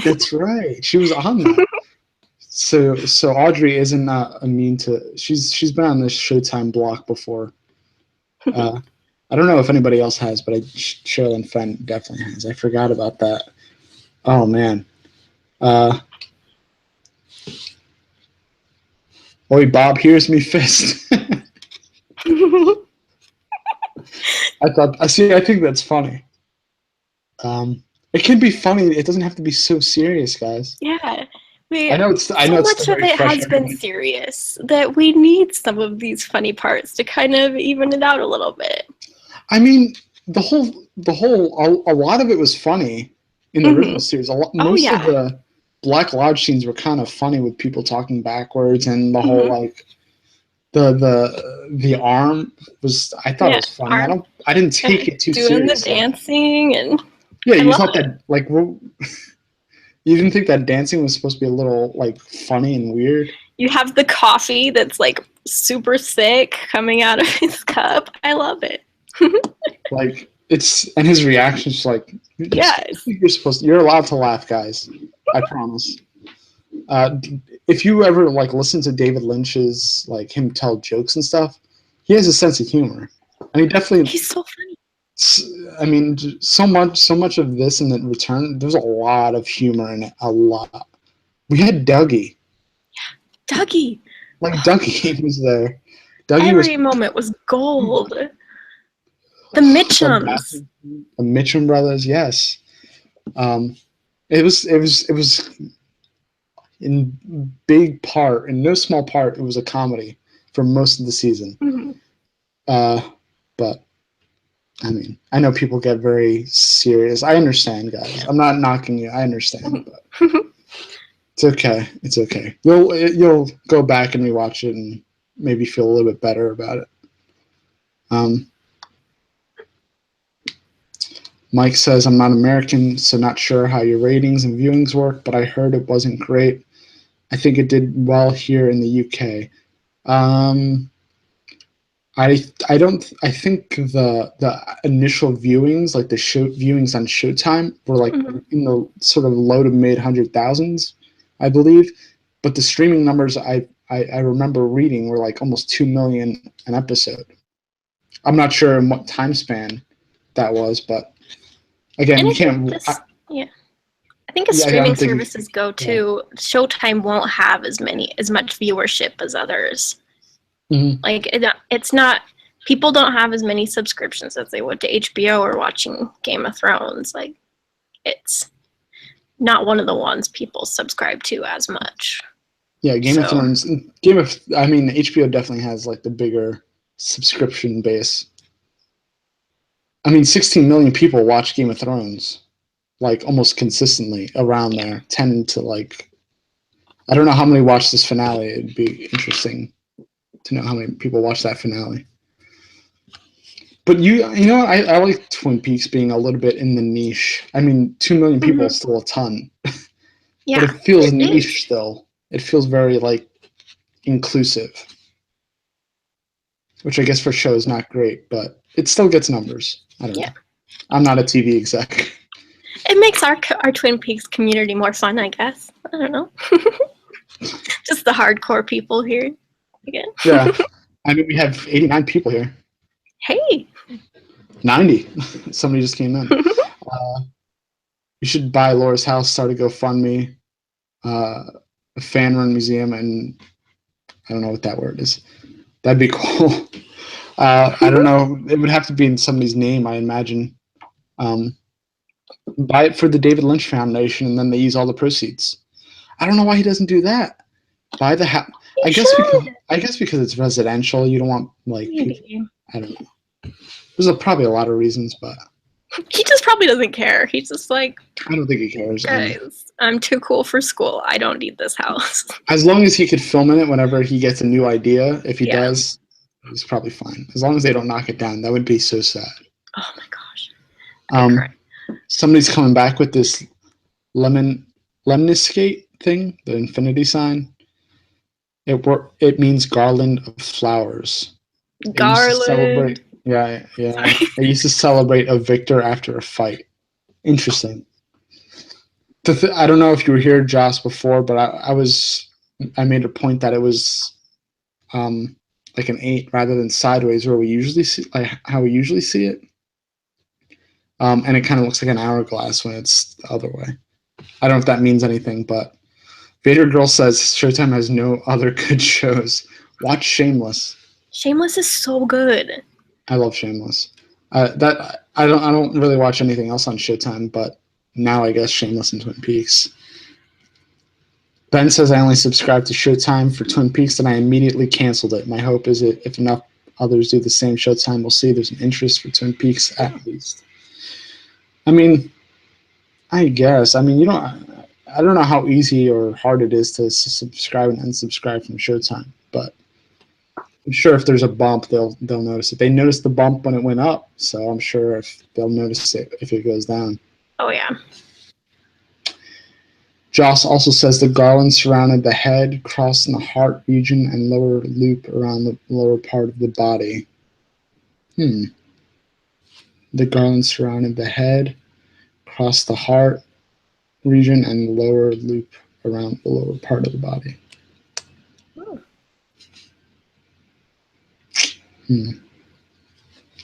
Rosenfield says it's about subscriptions for Showtime, and that's it. Yeah, I mean, they want to get paid at the end of the day. I understand. Yeah. I wonder how much they're making on the back end merch. That'd be interesting.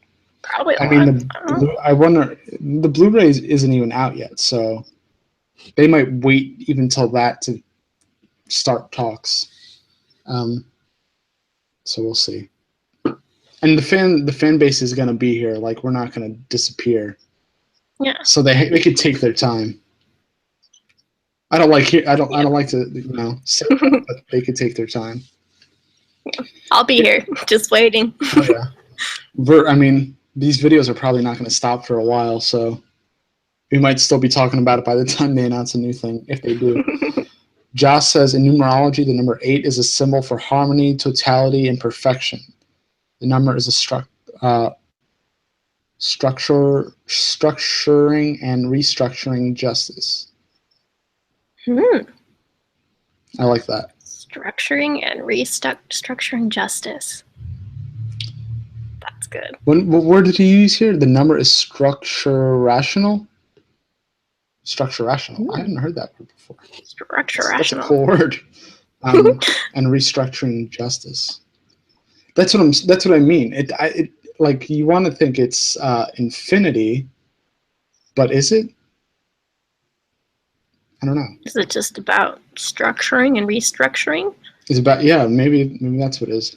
Harmony, totality, and perfection. It's just a quest for harmony, maybe. Yeah. Again, it's like however you see it. You can see it as infinity. I saw it as an hourglass, but I'm not totally in love with that theory. But I do like this one, number 8. It's a little more hopeful. It is. To harmony, totality, and perfection. Thanks, Joss, for that one. That's really good. I like that. Vader Girl says, I only gave up on HBO after The Leftovers for Twin Peaks. I really need to get back on The Leftovers. I hope the ending was better than the Lost ending. Ooh. That's Damien Lindelof. I hope most things are better than the Lost ending. The Twin Peaks ending was better than the Lost ending, I'll say that much. Rosenfield says the number of completion is 7. Thought it was 10. Ben says, right, so if enough people cancel the Showtime subscription now, Showtime will definitely renew it. Depends on if Lynch is interested, too. It doesn't sound like he's terribly interested. Well, it didn't seem like he was interested at all until Mark Frost was like, hey, I have an idea. So I don't know. It's all about the ideas. They're like, if there's a story to tell, then they'll decide to tell it. I think that's what it really comes down to. The other thing going around is maybe they already had filmed more during that whole thing. So maybe there's already more that exists, and they're going to decide how they want to put it out. Again, there might not be. Who knows? The information we get from like the actors in the show and other people are very fuzzy. So I don't know what to believe.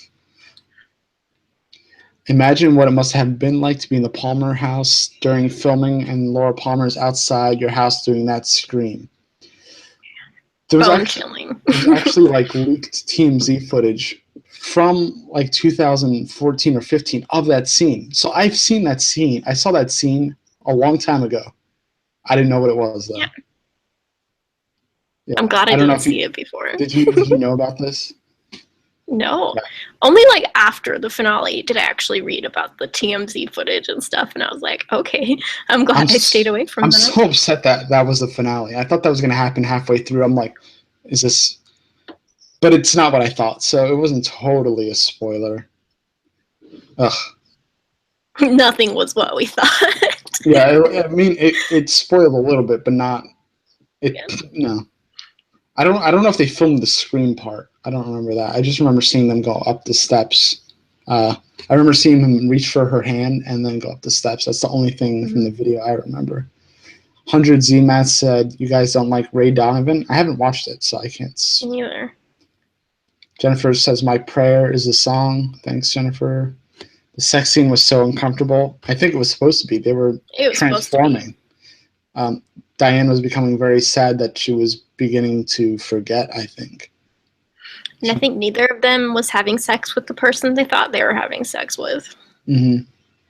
Like, imagine just like you're doing it with somebody you like really love and respect and everything, and then all of a sudden you lose that while you're doing it, and you start to not recognize them. Like disintegrating. That would be or changing, I guess. Yeah, that would be super traumatic. I can't even imagine. Laura Dern did fantastic with that. She's phenomenal. I am just constantly in awe of her. And she's going to be in the new Star Wars. So we're going to get more Laura Dern this year. So good. I don't know. I think she's playing a bad guy too, so that's going to be cool. Oh my gosh. I'm so excited for that movie. Cece says, Lynch is the first to laugh at the interpretations of his work. Tell him what you tell him about something, he will tell you that if you see it that way, it will be. I think that's the point. I don't even know if he has a definite interpretation of something when he creates it. I know when I'm writing something, the meaning doesn't... I'll look back at it and be like, oh, I'll see things in my own writing that I didn't intend. So I'm sure it's the same with him. Like, I'll write something and have my friends read it, and they'll be like, tell me it has this completely different meaning than what I was. And I think that's what it is. Thinking. I love it. You guys, the fans might be better at coming up with these insane ideas than Lynch is himself. You guys have to give yourselves more credit. I mean, he might never admit it, but he might use it later. Yeah, guys, we're geniuses. Yeah, I'm going to give some love back. Some of these crazy theories are actually super cool. Even like in not related to the show, just like in conceptual ways, they're outstanding. Ben says, I do like that after I watch all these YouTube videos by various YouTubers, I start to understand the finale more. Well, that's the idea, Ben, so I'm glad you're putting the pieces together. Two birds with one stone, that was Coop's mission. Seems like it. But I also think he had to save Laura twice like he did. I mean, yeah. Yep. But he was trying to, you could say that, or he was trying to save Laura and destroy Judy, which I'm not sure if he did. Yeah. wonder if she could ever be destroyed. I don't know. I'm feeling no, but who knows? I'd like it to be that way, but I mean, do you want evil to be ultimately destroyed? What does that world look like? yeah, there's no balance. I don't know. You have to have dualities and binaries to be able to create Because then the scale harmony, gets tipped. I feel like. Harmony, that's the key. Balance and harmony. Mm-hmm. Everything in moderation. Balance is just always the key. Always. Vader Girl says that sex scene between Diane and Coop was awkward. Lynch obviously has a crush on Dern. I think Lynch has a crush on pretty much everybody he works with, I'd say a little bit. Oh, yeah. Especially Christabel. Oh, yeah. Christabel and, definitely Mad Chen. I mean, he had to have them have a little kiss in the R&R diner. I mean, if you're writing yourself into your own, like, weird dreams and fantasies, I guess. They are actors. Everybody, hopefully, is professional at the end of the day. I believe it. So it's all for the art, which, again, I respect. Obstacle of Affliction says, Superimposed Cooper moment was like with Jeffries and Firewalk Me came to FBI. Not speaking of Judy, phased in and out of the reality. Yeah, I didn't think of that, but that's, I like that. It's like a piece of Cooper stuck in time. Mm-hmm. He's becoming like Jeffries. He's becoming fragmented, but he's not at his level yet. He can still come back. Yeah. That's what I think.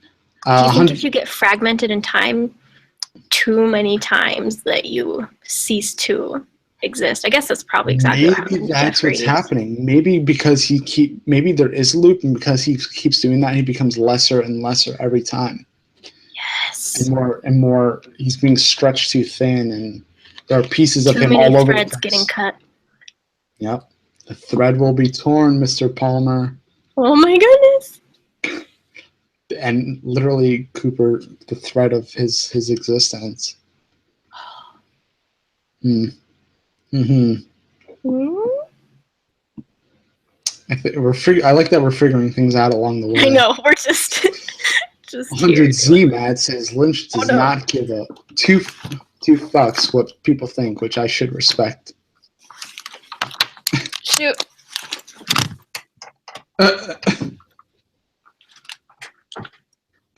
You're right. Just a second. Oh, what just happened? I don't know. So season 4 would be like, in season 3, Coop had a dream in which he got out of the Black Lodge but never did. It was only a dream, but in season 4 he will really get out for real. I don't know. Seems like Danielle is out, so it's just us now, guys.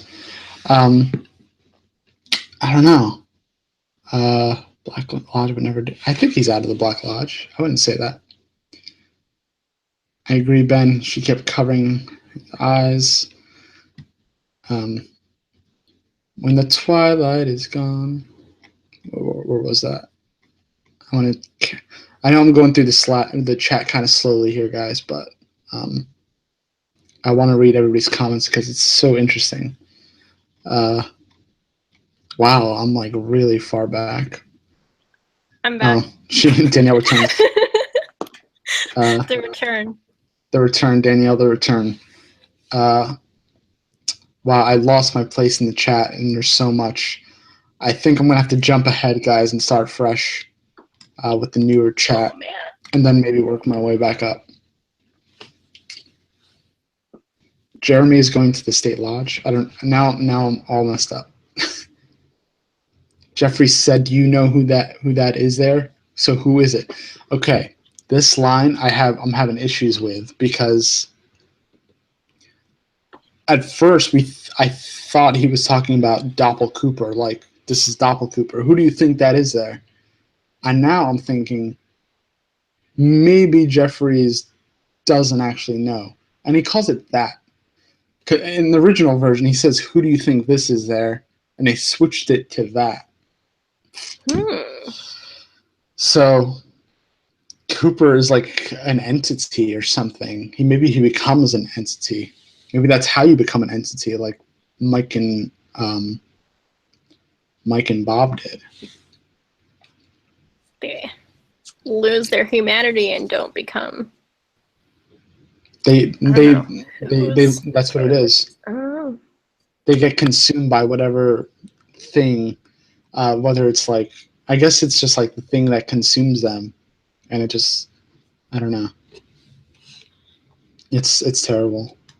I think that might be it. Whatever consumes them, and Bob obviously hadn't. Well, Bob was manifested. Mm-hmm. It seems so. He has an excuse. Mike, still a little bit of a question mark around Mike. I know. I'd really like to know about Mike's origins. But Mike seemed like Cooper seemed to have been like commanding Mike at this point, like make a tulpa, and. Did he move up while he was in the lodge? Yeah, like he has ranked up. he's a ranking member of the lodge now. Maybe they consorted with the firemen. I wonder if Mike has been up to the Watchtower or the White Lodge, whatever it is. Question: do you think the Fire Walk with Me poem is about Cooper? Could be. Because a magician? Has Cooper become the magician? I think so. I'm starting to think so. Because when I watched the episode, and I'm going to bring up the whole quote. I haven't memorized, but I just want to read how it's written. Because I thought it was very interesting. I think there are pauses in certain places for a reason. Okay, so it goes through the darkness of futures past. Now in this version, I feel like we're about to learn a lesson in punctuation. To the darkness of futures past. This version has futures like a possessive thing. Futures, like it owns the darkness of futures past, like it owns the darkness of its past. The magician longs to see. One chance out, like verbal chance between two worlds. Fire, walk with me. Now it seemed like when Mike and Cooper were walking in that like black room or whatever, that black hallway, that was between two worlds. And then Mike says, fire, walk with me. And then that's when they teleport and they continue walking to see Jeffries, I believe. So I think fire is almost like a command, like fire. And that's what causes them to teleport. Because the only reason I think that is because later, when they're in the Jeffries room, he says electricity, and then that's when Cooper's transported out. So I'm thinking fire is just like the magic word to exit. I think that's exactly it. Because I always kind of thought fire walk with me was like an incantation, but it makes sense for it to be a command. Like, it's like almost like a little. It's like a kind of like a trick, I guess.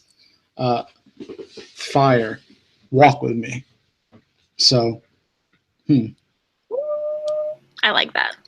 That's just the I've realized the pause now, why he pauses fire, because even when he first says it in I believe it's in either the pilot or the second episode, when Mike says it in the hospital, fire, walk with me, not fire walk with me, like fire walk. That pause is really fire. important. But I wonder why it doesn't do it there, or maybe it is. I don't know. Maybe because they weren't in the right place. Or maybe he was giving Cooper that message. Let's see.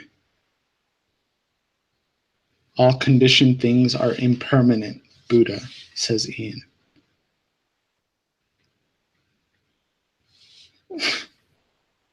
I like that idea of impermanence.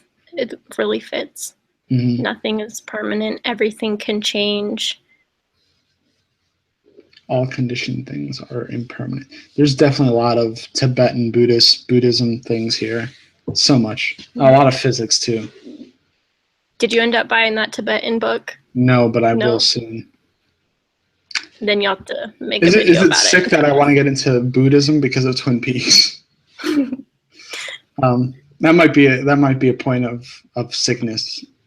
I need you guys to let me know if that's a point of sickness. You just become this hardcore Buddhist just because all because of Twin Peaks. Mike says, if I had a nickel for every time I realized I was having sex with a different person than I thought I was. Good one, Mike. Yan says, I've seen photos of Becky who was found dead wrapped in plastic where Laura was found, and we never saw that. Yan, where? That, because if that exists, then they definitely filmed more. Yeah. But I haven't seen this. But also, how are we going to get a missing pieces type thing with this? I'm sure with lots of scenes and stuff that we don't know that. I'm sure the Blu-ray or whatever is going to have more. I could see it. Why did Cooper, who left the Black Lodge again and meet Diane, have an FBI pin, and one who went through the outlet and lived as Dougie lost his? Good question. Well, I don't think that was this. I think that was. I want to say that was our Cooper, the Cooper we see, in the sheriff's station. And I think he must get one at some point. The pin is a big deal. Oh, yeah. I'm going to have to go back and rewatch that because that'd be interesting. I was definitely confused about that part, about where that was. Yeah. It seems like he goes back to the past in another dimension to meet up with Diane. And then that's when they go to get Laura and, time travel. But I'm not sure. This could be excuse me, I should have gotten some water. Been talking for how long have we been going? Oh man, long time. I can't. What was it? 5:30 we started. Yeah. Oh jeez. Right, so we've been talking for like 2.5 hours, and it's like not even slowing down. So much. Ian also says this could be a clue that those realities aren't congruent. You might be right. To help you put the story in sequence, the FBI pin. Oh, I could see that. Okay. Dane Bernation podcast says to help you put the story in sequence, the FBI pin. That makes sense. It's a nice one. Nothing, the timeline seems very skewed. So everything is all like in different parts, and you might be right about that. Right on the money. Mike says Christabel is totally his crush. I mean, he gave a major role to a woman who can't act. That is what having a crush does to a guy. Well, yes. And also, when I was on the Obnoxious and Anonymous podcast, the woman that plays the little boy's mother that gets hit was on. And she said she didn't know she was she didn't know she was what she was auditioning for. They basically brought her in and asked her a whole bunch of questions. So there's a thing that's said about David Lynch and his casting is that he casts people and not actors. I mean, obviously, for big roles, you're going to hire somebody that's a little more, that's their craft, like Kyle and Laura Dern and Naomi Watts and all those people. But he likes bringing in newbies too. Yeah. He's got enough big names. He can choose who he really wants for the little parts. And the Christabel thing, I was like, I thought so too at first, but by the end, I I don't know. She has end up won really my loving. heart. Yeah, Like 100%. I love her. I don't know if it's intentional, but I understand where Tammy comes from. She was definitely like the quiet nerd, turned like hot, but was like still super intelligent and kind of like, I don't know, in this weird space. That's how I saw it. I don't know. And knowing she wrote the character wrote the secret history or noted it also adds that much to her character. You understand her intellectual depth. All right, there's a lot. There's still so much here. Ian says, I definitely like the idea of becoming fragmented by different timelines and attempting to keep fixing things until you lose yourself. I think that is what happened to Jeffries, and I think it's happening to Cooper. Oh, yeah. Big time. And Gordon is still Gordon because he doesn't actually go and do the work. Yeah, he just lets everyone else do it for him. But I guess he's important in his wherever he is. Remember of the doppelganger of the evolved arms screaming non-existent to Cooper before he left the first time. And we know Jeffries is non-existent also. True. I think we found that thing. Oh, yeah. It was already stated that anybody who tries to find Judy disappears. Mm-hmm. Yeah. Yep. Because I think she goes and once they try to find him, she picks him up and puts him somewhere else. Yep. Like literally disappears and like disappears from existence. Ooh. The void. But I wonder if that's like an immediate thing or if it happens because they just search for her over time. How long was Philip Jeffries looking for Judy before he got torn apart? Yeah. How many timelines was he fragmented in before he just lost himself? Yeah, that's a good question. It's probably a crazy number. Excuse me. Oh, I should have brought water. I don't have any water here. Rookie mistake. I wanted to say Jeffries. Oh, you have water. S. Merck said, I want to say Jeffrey said it in the dream realm as a warning to Coop of Doppel Cooper. Oh, who do you think this is there? Maybe. Mike says, generally the reaction was positive overall, even with the backlash for Part 18. Overall, the season was a success. It was a fixture on social media. It was trending. Oh, yeah. Critically a huge success. I'd say so. Definitely. Like every review you see is glowing. I feel like the majority of us Twin Peaks podcast video people liked it for the most part. I think a lot of us, this whole fan base is the core, because a lot of the people in this chat I've been seeing all summer long, so I know these people are the hardcore fans. Mike still wants his Garmin Bosia, doesn't he? Good question. He hasn't talked about Garmin Bosia at all this season. Maybe he learned to feed off something else. Maybe. Or maybe he just doesn't have time to eat.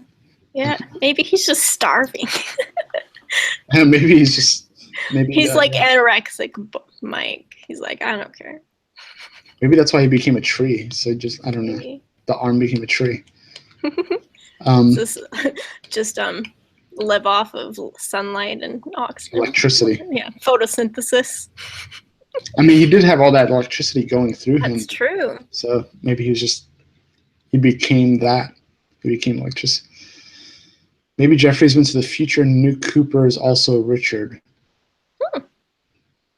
Possibly. He probably knows of the Richard thing. Yeah. Especially if he's so all over the place and fragmented, he could see everything at once. That's possible. He's just aware of all these different versions of Cooper. That comes from Abada 1979. Huh. That's interesting. That's why he says, who do you think that is there? Ian says he waved his arms and curtains open. Cooper definitely has become a Dugpa sorcerer. the magician longs to see. Yeah, he's for sure a magician now, I feel like, of some sort. And I think that's what got to his head. Mm-hmm. Dane Briat. Wow, I butchered that. Okay.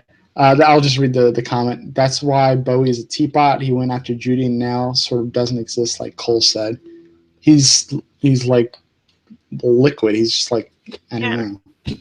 He says it's slippery in here.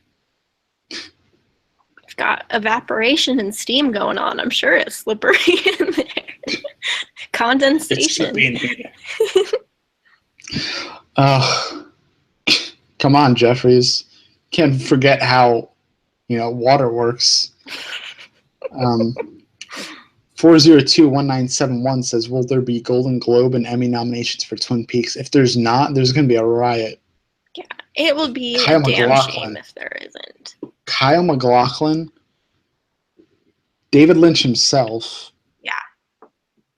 Laura Dern, and maybe Miguel Ferrer as supporting. You know what? Maybe Catherine Coulson.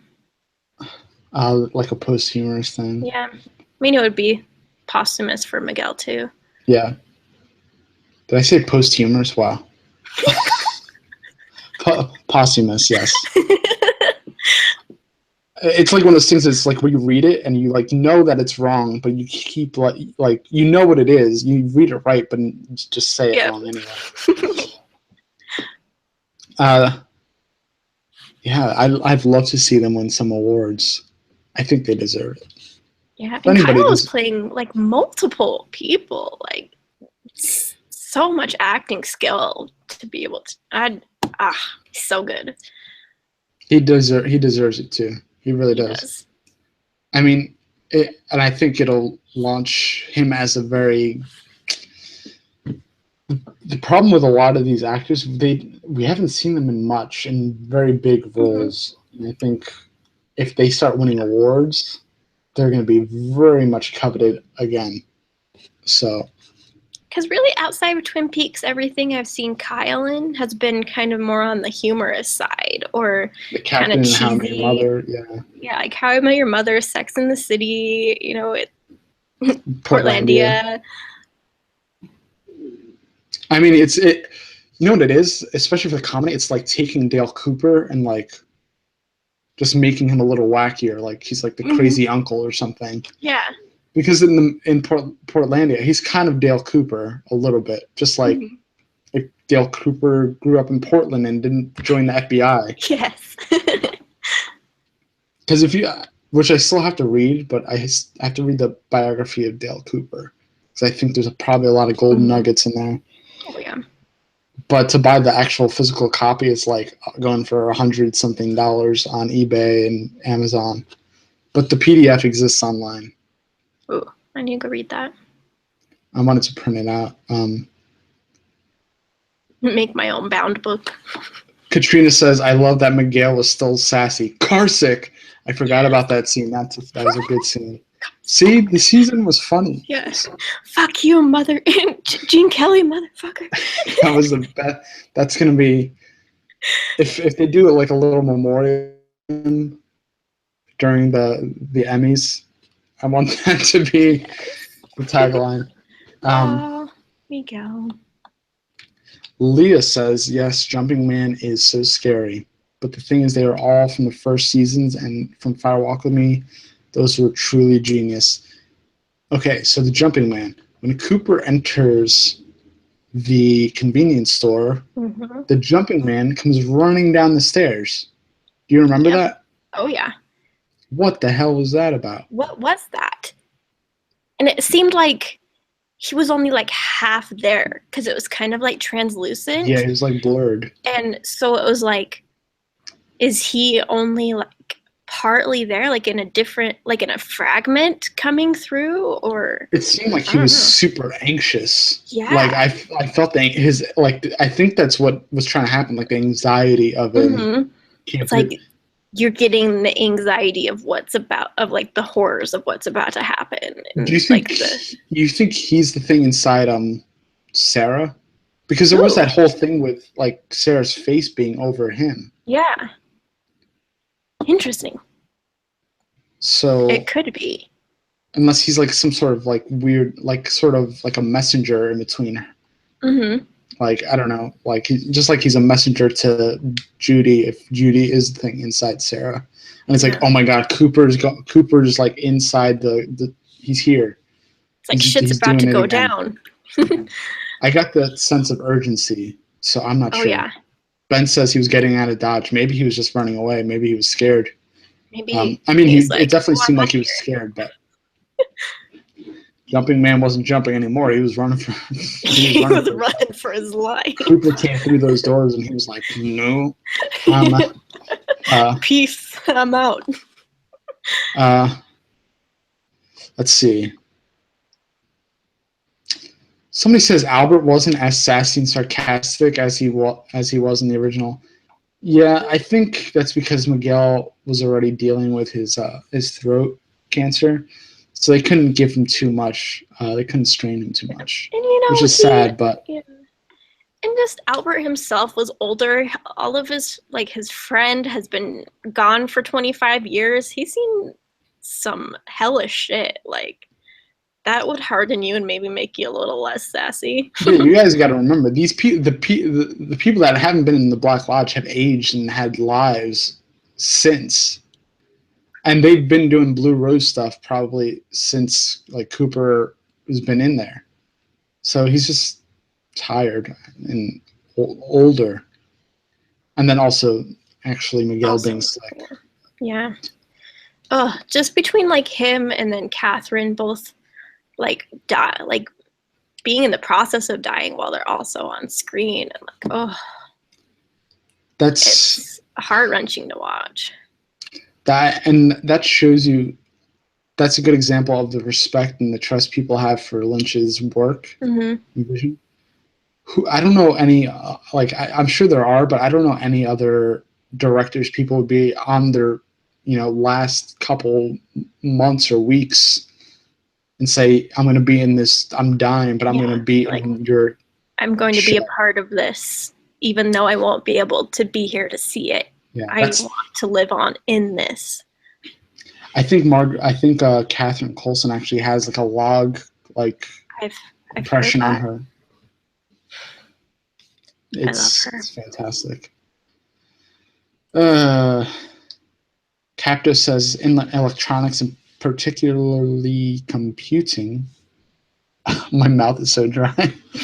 A jumper is a short length of conductor used to close, open, or bypass part of an electronic circuit. The jumping man. Ooh. That's right. How did I not even think of that? Like a jumper. He's jump starting. Dude. A short length conductor. I like that, Cap. Oh, man. Juicy stuff today. Oh, my goodness. The greatest thing to watch is the reel of Miguel Ferrer doing a bunch of takes trying different insults to Bobby. I've seen that. That was great. I have to go rewatch that. I haven't seen it in a while. Steven says, anyone else feel physically ill after the finale? Not because it was bad, because it was over and we probably won't get more. Danielle, how are you feeling? I was physically exhausted from it, just knowing that it was the end and just the enormity of everything we just watched.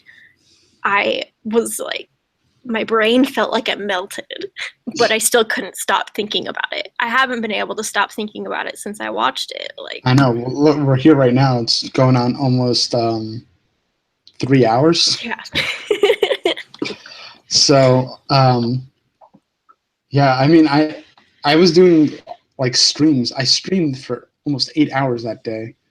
I did mine, and then I did the Obnoxious and Anonymous one. So I was tired from that. And then I started getting the butterflies around 7 o'clock, 6, 7 o'clock. I felt them slowly fill, my stomach fill. And then, after it ended, I just felt this sinking feeling. And not because it was bad, because it was just so much had happened. And now that might have been the end of it. And I was like, what?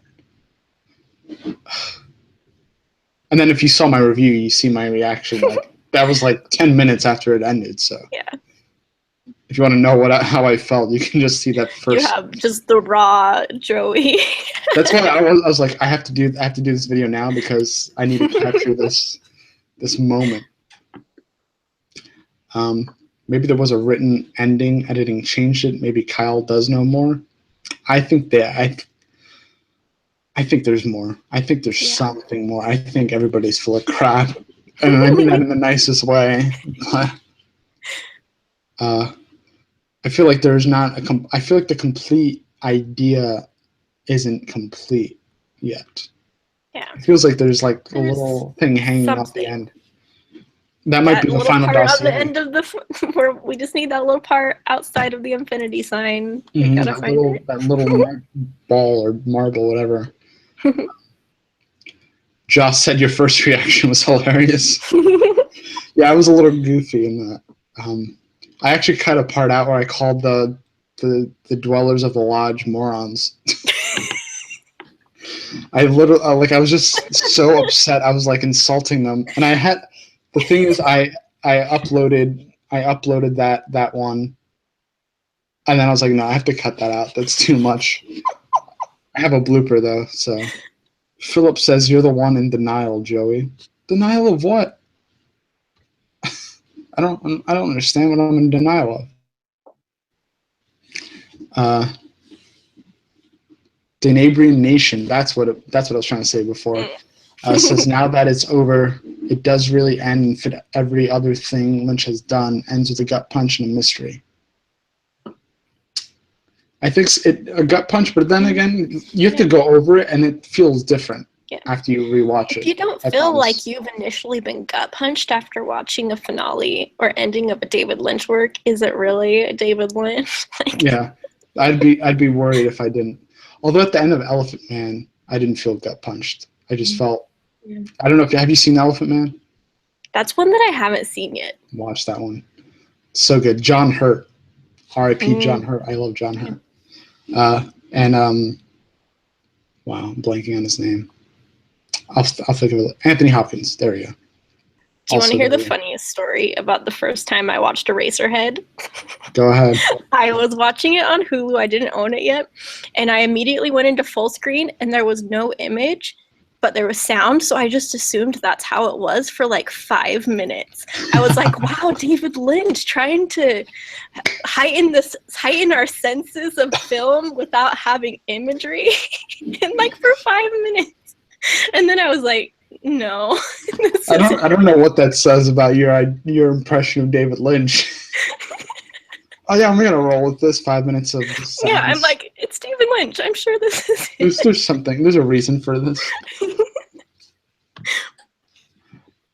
I love watching David Lynch like record audio. There was just like a thing, I forgot what it was part of, but he just had like a microphone to an old phonograph, and he was just rewinding it and recording that sound. I'm sure a lot of that played into a lot of the movies or his CDs, his music. Just seeing how he comes up with certain things is really cool. Sheryl Lee was the best part of Part 18. Marvelous. I would agree. We've had so much Kyle. Kyle got his props. Yeah. Sheryl Lee, those eyes, man. A bone-chilling performance. Like, I'm still just in awe. Like, I have goosebumps on my arm just thinking about it.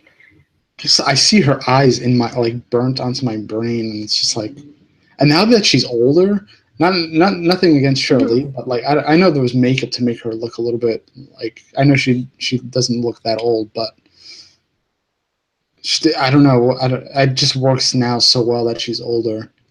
Because I mean that innocence, that like teenage look of innocence is gone. You have this aged Sheryl Lee. I hate pinning things on looks, but I don't know if they did makeup or something, but she just has a look that does it. This knowing kind of look. Because even like young Lara, like she has these knowing eyes, but now it's like level up. Like, oh yeah, like the age came with a lot.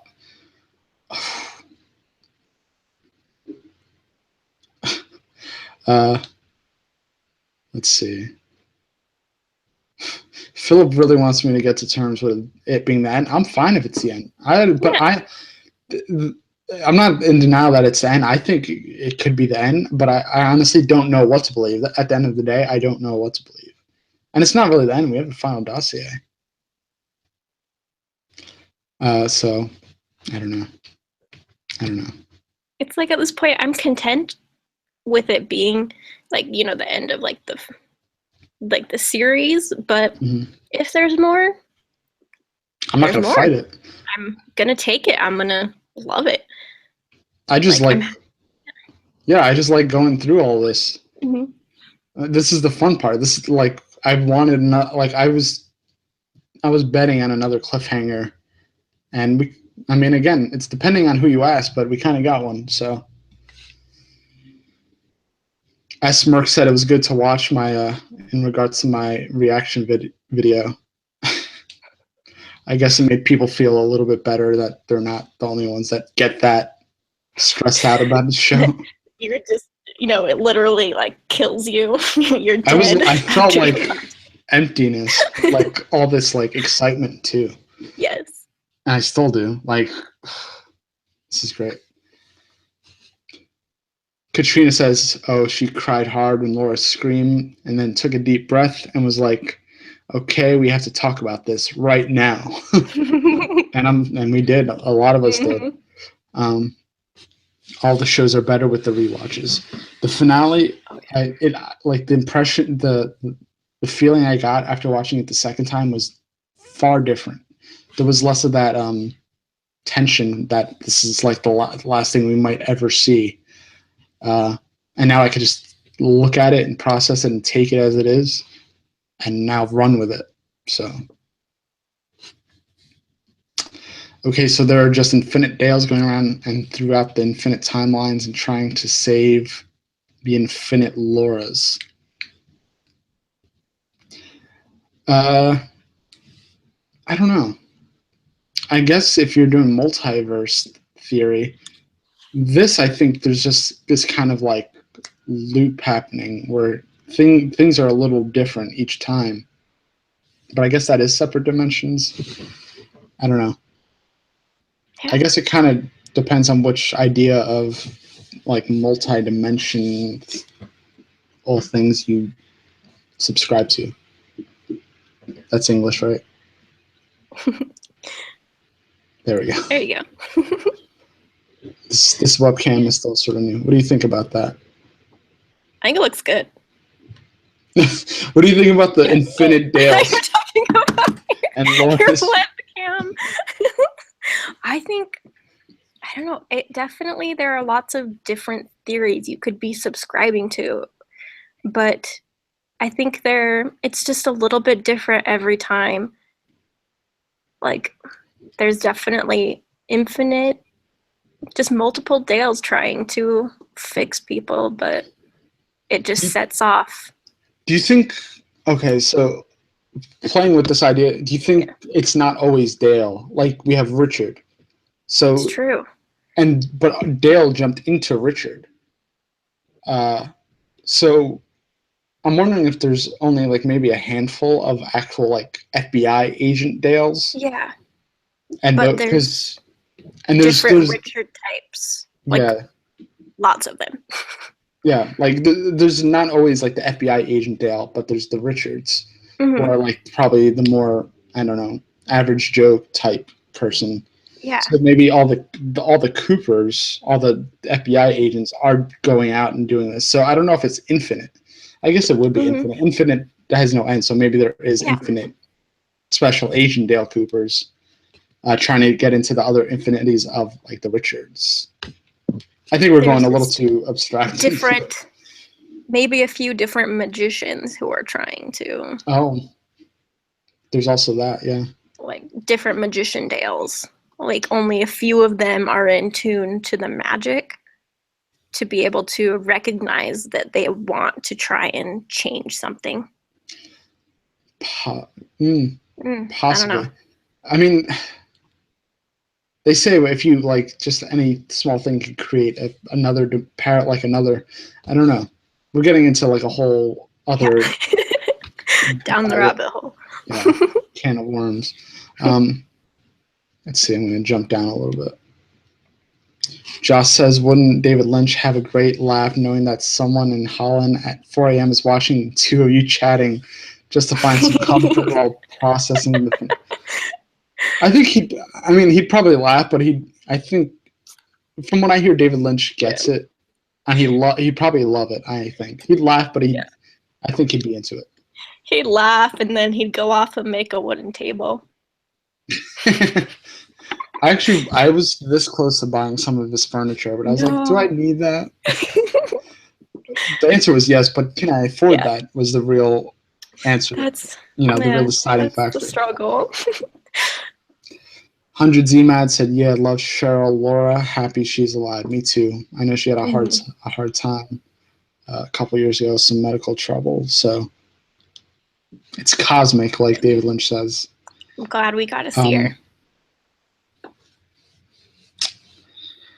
Maybe we'll see more. Who knows? I like poking the bear. Nicholas says Richard is also a construct of Laura's dream. His awakening is a foreshadowing of Laura's own awakening. I like that. Yeah, I like that.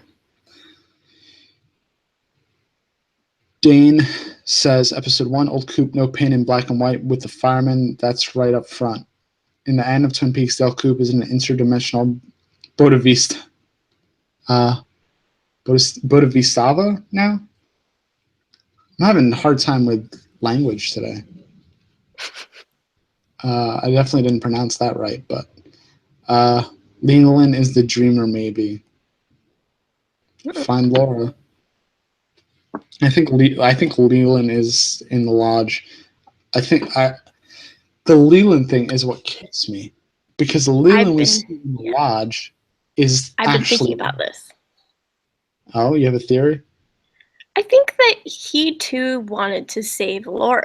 So I think after he died, he found his way into the lodge to help Dale try to find Laura. Maybe because of the guilt. I don't know. He's still filled with that guilt of what happened to her. Maybe he was able to find his way into the lodge to try and save her. Because it doesn't make sense that he would be there. Yeah, I never understood why. We know Doppel Cooper Leland is there because we see him. He's there by choice. I think so too, because he knows Laura was. I don't know. That's it, the Leland thing kicks me because Doppelganger Leland was in the lodge. We see him at the end of season 2 laughing with Doppelganger Cooper, but now it seems like real Leland is also there. And this is why I think there's going to be season 4. Because why would he have Ray Wise in 2 scenes? Like, it seems like real Leland say, find Laura. I don't know. I love Ray Wise though. I was glad to see him. That's why I'm upset, because I want more Ray Wise. I know. We got a good amount of everybody else, but not enough Ray Wise. Just gotta go watch Fresh Off the Boat. Go get a little Ray Wise. Wait, watch what? Fresh Off the Boat. Oh yes, he's on there. I forgot he's on there. Or Reaper. Did you ever watch Reaper? That should didn't last very long. He played the devil. Ooh, he'd be a good devil. He was really good as the devil. Of course. Katrina says, which one of you is Lynch? 40211971 says, David Lynch smokes too much. He may not last to do another season. Sad to say.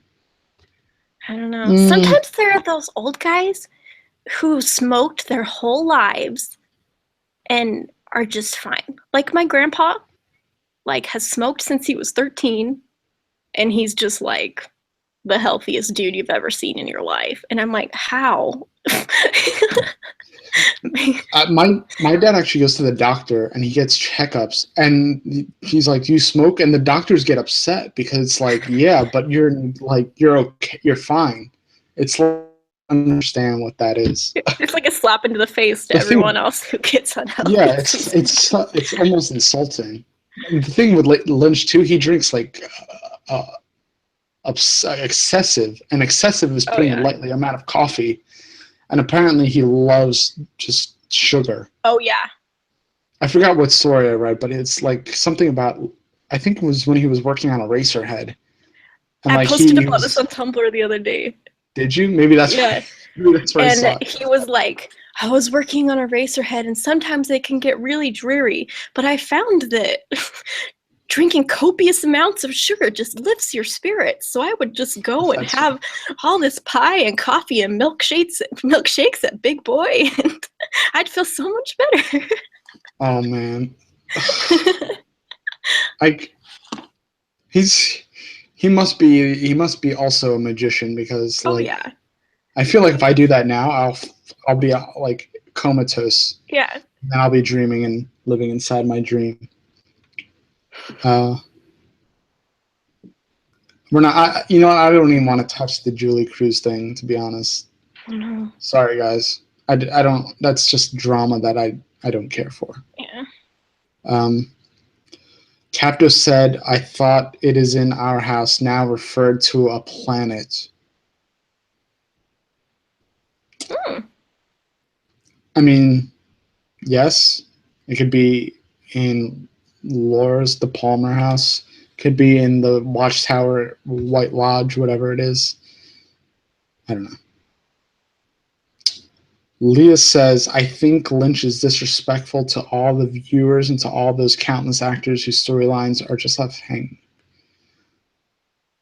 I don't think it's disrespect. All these people want to be in a Lynch thing, even if it's for 2 seconds. Like people come to him and ask. There's a story of Naomi Watts and Laura Dern that were like begging him to make parts for them. So like, I don't know. I think he made this to give everybody like a chance to be in a David Lynch thing. I don't think it's for actors. I think it's just a true honor and experience to be able to work with him, because I think it's unlike working with anyone else. Because I think he just makes such a wonderful environment. Like considering how dark some of his stuff can be, I think he makes it like a nurturing set. Mm-hmm. Like that's what they say. Yeah. They say it's a safe feeling set, especially when you have to go to this vulnerable place, this dark place so often. You have to. I know an example, Jared Padalecki from Supernatural. His parts throughout like the entire series have been just so like bleak, and I believe he contributes a lot of that to his depression, which is a big part of it, and maybe that's because they didn't have like a good set where there was like nurturing going on. Mm-hmm. It was just like, okay, you do your scenes and that's it, and then you have David Lynch with his. I mean, I know David Lynch can be abrupt and a little severe, but at the end of the day, I think some people get it and some people feel disrespected, but you can't please everyone, I guess. True. I think Philip Jeffries is the disfigured guy at the beginning of Eraserhead. That's a thing to throw out there. Yeah. Why was Leland's hair not white? Maybe when he died, that I don't know. Bob's influence has gone from him, so That might be what maybe it is. it changed him back to his normal state. I don't know. I don't know. The pine weasel is the dreamer. We're just all inside a pine weasel's dream. No, that is one very imaginative pine weasel. Bodhisattva is a person who's able to reach nirvana but delays doing so out of compassion in order to save suffering beings. Whoa. Dude. I could see that being Dale. Oh, yeah. That's cool. I'll have to look into that. Thanks, Ian. I think he would definitely put his nirvana on hold to be able to save everyone. Like, he would. Joe Wood says, look at Harry Dean Stanton in relation to the person who smokes their whole lives. Yeah. I want to see his new movie. I don't know if it's out yet. I forgot what it's called, but it looks pretty good. He's singing and playing guitar in the trailer too. Oh, that scene. I love him. Katrina says, Danielle, that makes sense. Leland found peace in season 2, so why did he leave that? I think he wants to save his daughter.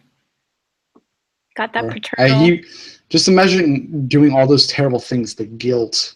Mm-hmm. The guilt alone. Like, how can you move on to have a peaceful afterlife with that still inside you? Mm-hmm. And it's not his fault. He was, manipulated and possessed, but that guilt. But still being kind of present for that. Like, I'm sure that he still feels some kind of like weird guilt. That's his daughter, And we know Leland was fighting back towards the end because of all the singing and dancing. He was trying to deal with all that grief. And that's why Bob ultimately left, because he had too many holes.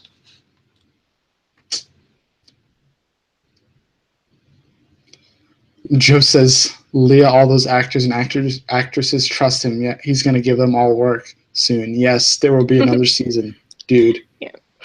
Everybody's screaming season 4. Or just part 4. Yeah. I like calling them parts because I don't feel like, I mean, it's a movie. I guess I can't call them part 4s because they're individual. Never mind. Forget that. No artists usually don't explain their work. I don't explain my work either. No. I get it. Ray Wise doing business hugs on Tim and Eric is the best. I forgot about that. Yeah. Oh, damn, I forgot about that. Leland scenes go opposite directions, left to right in the beginning and then right to left at the end. Well, that's because it doesn't... Interesting. You're right about that. I thought it was weird. It felt off, but I wasn't sure what it was. But that's what it was. Undeclared Nation says, I want more Sheryl Lee. Yes. Oh, yeah. Yes. Give me more Sheryl Lee. I want it. Joseph says, what year is this? I think there is no way of really knowing what year it is. The year of Annie. Yeah. What birth sign is Annie? You want to go that crazy with it?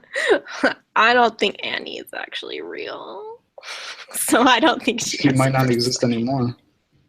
That might be why she's not really mentioned all that much in Secret History.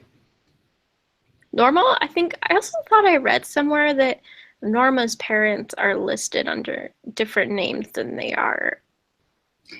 I also read that, but I haven't gone back and checked. Yeah, I haven't checked either.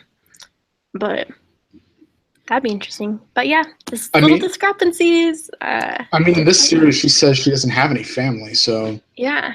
Who knows? I don't know. We're getting Ray Wise is great in RoboCop. All the villains were great in that movie.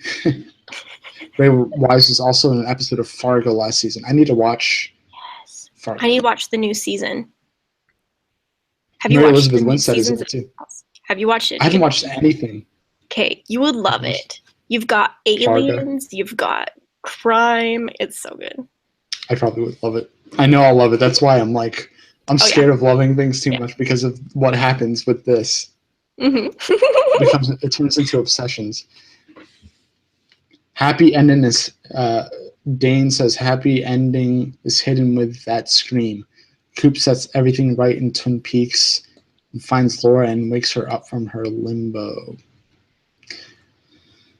I don't know if that's a limbo. I feel like that's a dream or like some sort of Judy created world to pluck her into to get her away from Dale. Just like to obscure her from him and hide her. But I don't know. I think that was her remembering her other life, or maybe the same life. Maybe she just forgot that trauma, but we'll see. Yeah, I keep saying we'll see. Like we'll muse and we'll come up with our own ideas. I mean, yeah, that's what's gonna happen. Fan fiction. Let's see. The dreamer of the series of Twin Peaks was revealed as Richard. That's what Cooper realized when Naito turned into Diane. Richard's face was superimposed over the scene of this.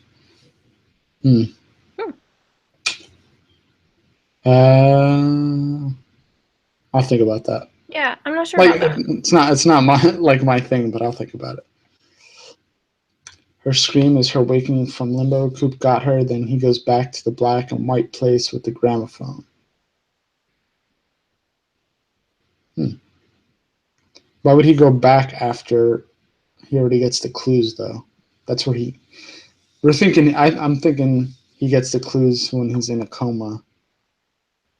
Ben says they honored in memory of Jack Nance at the end of 17. I saw that. That made me just warm my heart. Made me sad though. I miss Pete. I miss him so much. I watched a lot of season 1, and I realized how much of an energy he was in the original series. That's just missing. I love so pure. So pure. He is. And just so funny. It's the fish in the percolator. He was a fish. He was so amused by it. Classic. We'll never find out who did that. Imagine season 4 answers that question. You know what? That would be a Lynch thing to do. I'm not going to answer these big questions. I'll answer who put the fish in the percolator. I'm going to tell you about this spirit that just came in this one fragment in Pete's kitchen and put a fish in the percolator. Then left. Because if Pete had good coffee, Cooper might spend too much time at Pete's house. So maybe it was the fireman that put the fish in the percolator. He just comes in so that Cooper wouldn't go over there so Cooper wouldn't go over and get coffee all the time and be distracted. He just didn't want Coop to know how good Pete's coffee was. Maybe Pete just had the best coffee in all the land, and we'll never know. We'll never know.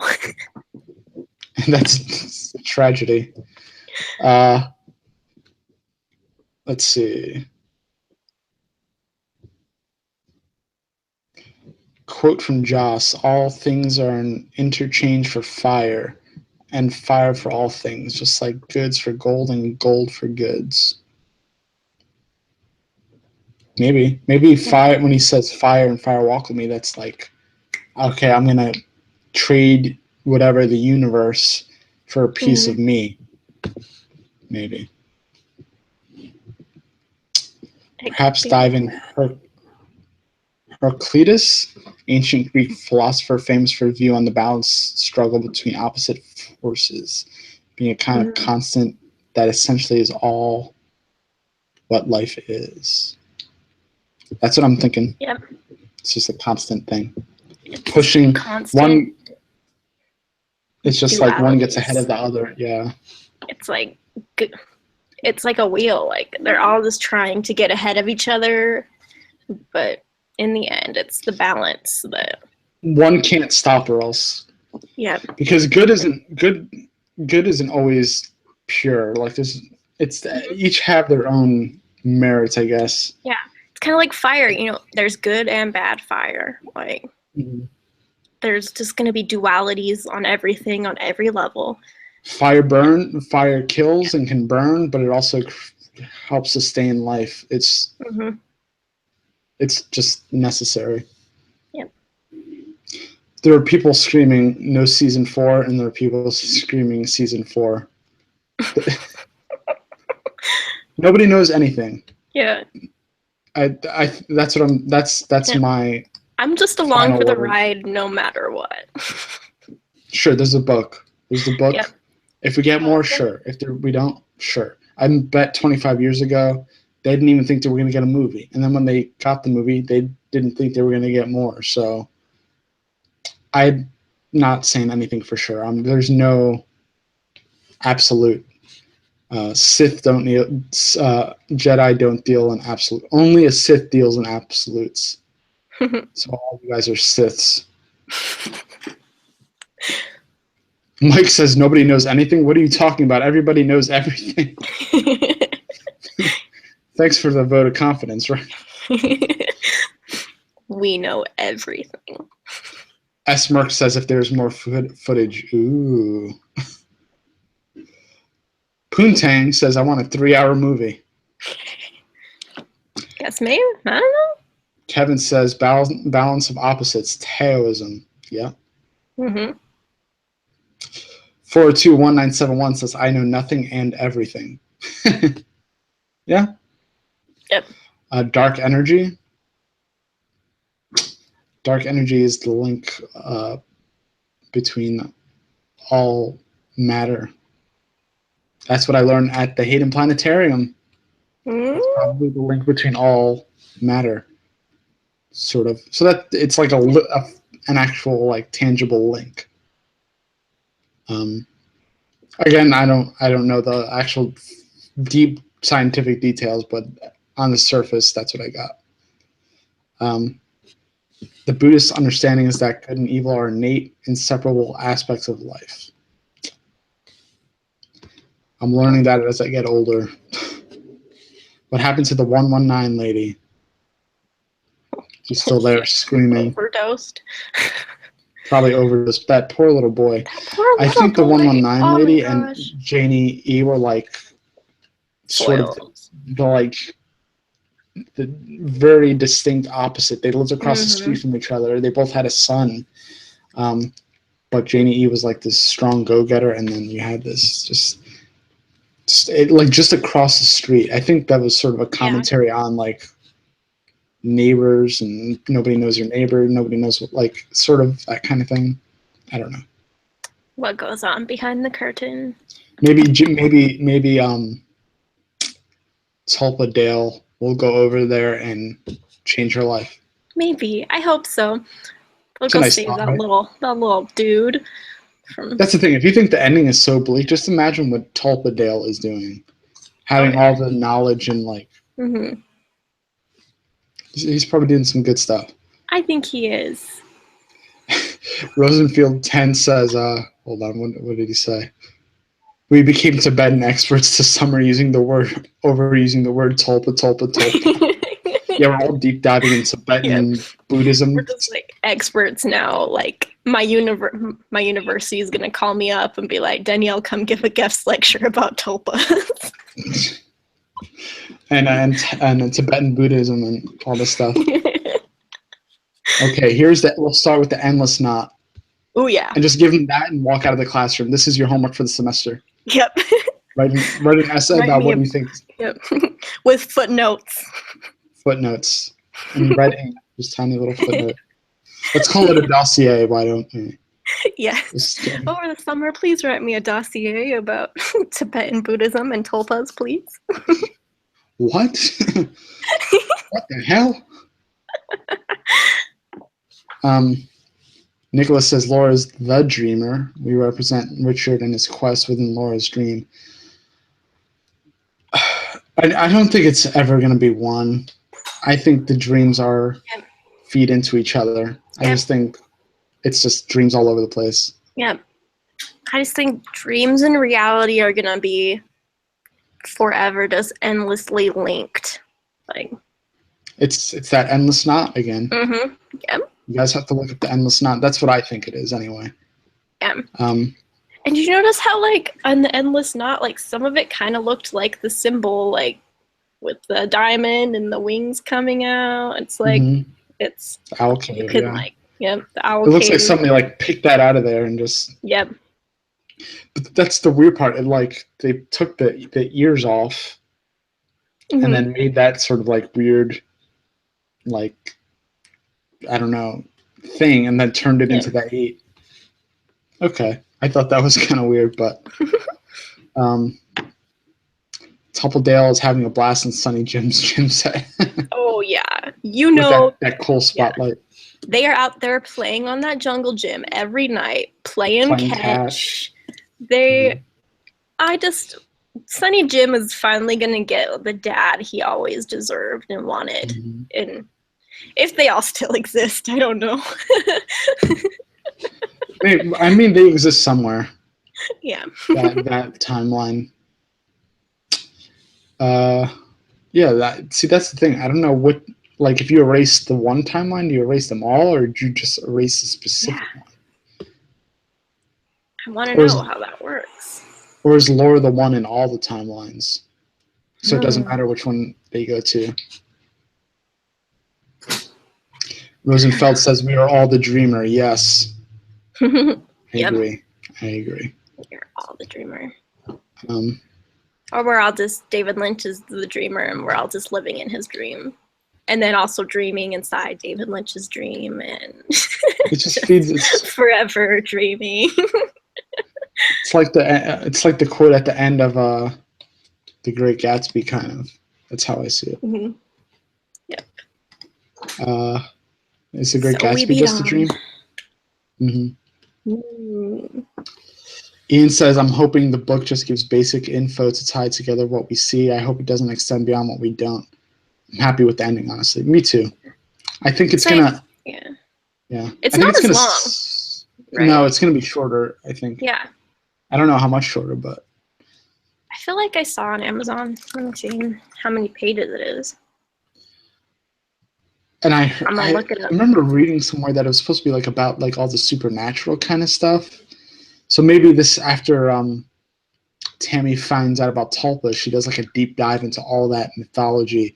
And so I think now that we hear about Tulpas, maybe she'll find other things that sort of abstractly explain other things.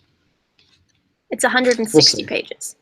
Yeah, that's really And this is how many? It's like 400. Mike says it's like so long. Yeah, it's about it's 360, 370, 360 something. Mike says the final dossier is only 9 pages. It's a pamphlet. Mark Frost Twin Peaks pamphlet. That just says ha ha ha ha ha. Yeah. Oh my God, Mark Frost just laughing. It's gonna be a man in an orange toupee. Yeah. Beware of large eggs in the desert. A large moth ostrich frog. Damn, will hatch and crawl into your mouth. Ooh, I should have worn my moth frog pin. Oh yeah, you should have. Okay, next time. There's going to be more. Oh yeah.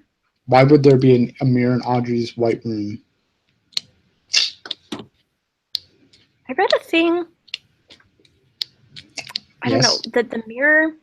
I'm not fully on board with this, but that the mirror is also like a kind of thing of like Sarah Palmer, like her face, like so it's her looking out of someone else's face or something. I don't know, or like looking into something, or I don't know. That's like that kind of like the deal. Through the looking glass kind of thing. Yeah.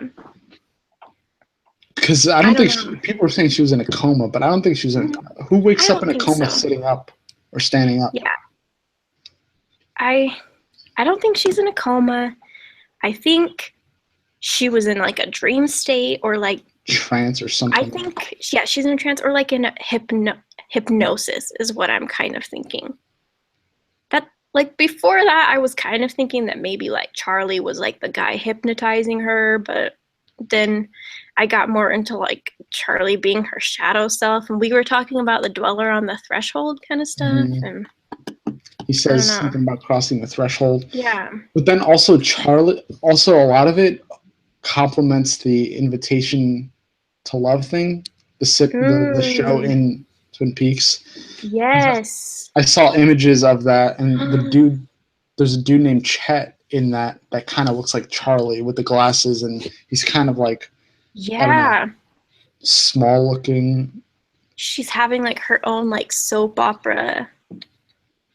She's dreaming dual something reality else. Dream. She wants to go to the Roadhouse, but she doesn't know where it is. Mm-hmm. Does Audrey ever go to the Roadhouse in the original series? I don't remember. I feel like she has to, right?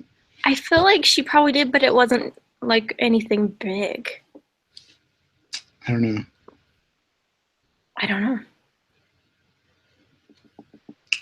I'm thinking the Twin Peaks timeline changed, but perhaps only there. That's why I believe Las Vegas and the Joneses may not be affected by the time paradox.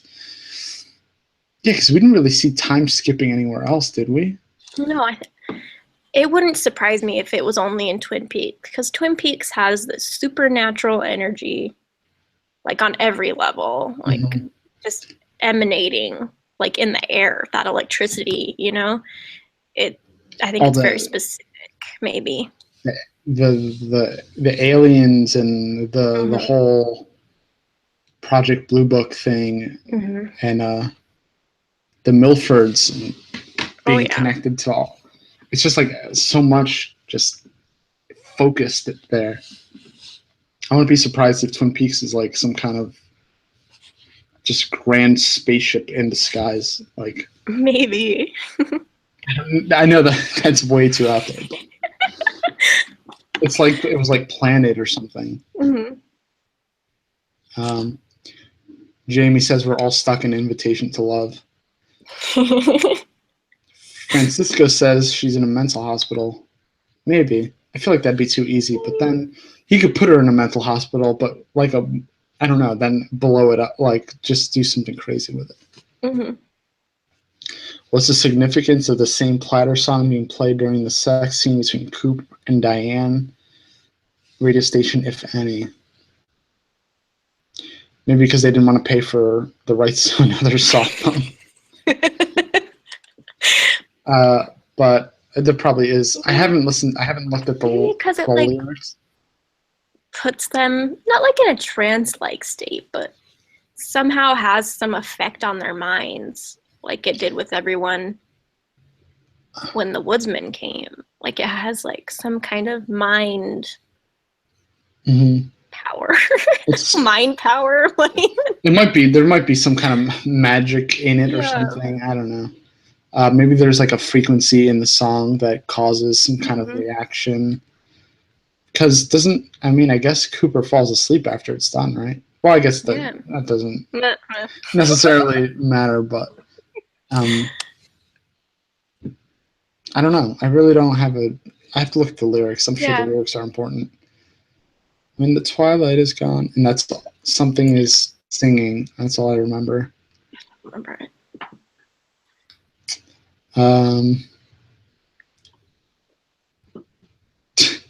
The final dossier will be 6 pages, and 4 of them will feature 2 silent people riding in a car at night for 1,400 miles. And then just have one with sweeping page of someone just sweeping the road out. Actually, there says during that car ride, that's very interesting. I'm gonna see if I could find it. I quoted it somewhere. Okay, this is what she says during pretty much that entire car ride. She says, Odessa, I try to keep a clean house, keep everything organized. It's a long way. Those days I was too young to know any better. So I think she starts remembering in the car. Like while she's almost like nodding off, she starts remembering, which is interesting. I think that's what's happening. One band member of the Platters was called David Lynch. That's a fun fact. That's great. But I do think Laura was remembering the closer they got to Twin Peaks. Although she didn't remember the actual, she just probably had feelings recurring the closer they got. There's when she saw the house. What was that? There's almost something kind of mystical, like when you're driving in the dark and just watching the road unfold in front of you. It's kind of like Laura's on this road and things are starting to unfold in front of her in the dark while she's driving. I don't know. It's like There's it's a lot. Something about it. It's very much like Lost Highway-ish. They might have crossed over, and I don't know. Triggers. Esmerk says triggers. Yes. I mean, I'm trying to think of any scenes where she was in a car at night during the original, like during Fire Walk with Me. I can't think of anything. Definitely scenes with her and Bobby on the bike. driving. I don't know about cars, except daytime with her and Leland. There is something in the secret diary of Laura Palmer when she's driving with, I believe, Lilo, not Lilo. Lilo from Lilo and Stitch. Laura Palmer is driving with Lilo and Stitch, and they're listening to Elvis. But they're driving in the car, and like there's no lights anywhere, and it's just them three, and it's after they like almost died trying to get like a Coke, like trying to get Coke. They almost died. That's the only thing I can remember. Have you read The Secret Diary? No, I've just read parts and listened to parts. I have not read the whole thing because I haven't bought it yet. I need to read it ASAP. I'm probably going to do a video on that because I think there's probably important stuff in there too. 4021971 says Diane was hiding Coop's face during the sex scene because she was thinking that he was Mr. C. That's what I thought, and we talked about this before. That's what I thought originally, but I'm thinking that she's just started like becoming Linda and forgetting who Cooper was. Could be a culmination of both of the things. Like as she's Diane, she is disturbed remembering the trauma of Mr. C, and then as she starts turning into Linda, she's like, "Oh, you're not Richard. This is weird." I don't know. And the only thing that makes her think it's like Mr. C is that she actually kisses him before she covers the face because I think she knew her memory was going at that point, almost gone. So that was like the last thing. Because I didn't catch that last kiss before she covers the face before. So that's the only thing. Because before I thought it was the Mr. C thing, but now I'm thinking it's because she was forgetting him. And that last kiss is like her saying goodbye because she feels herself going. That's how I see it now.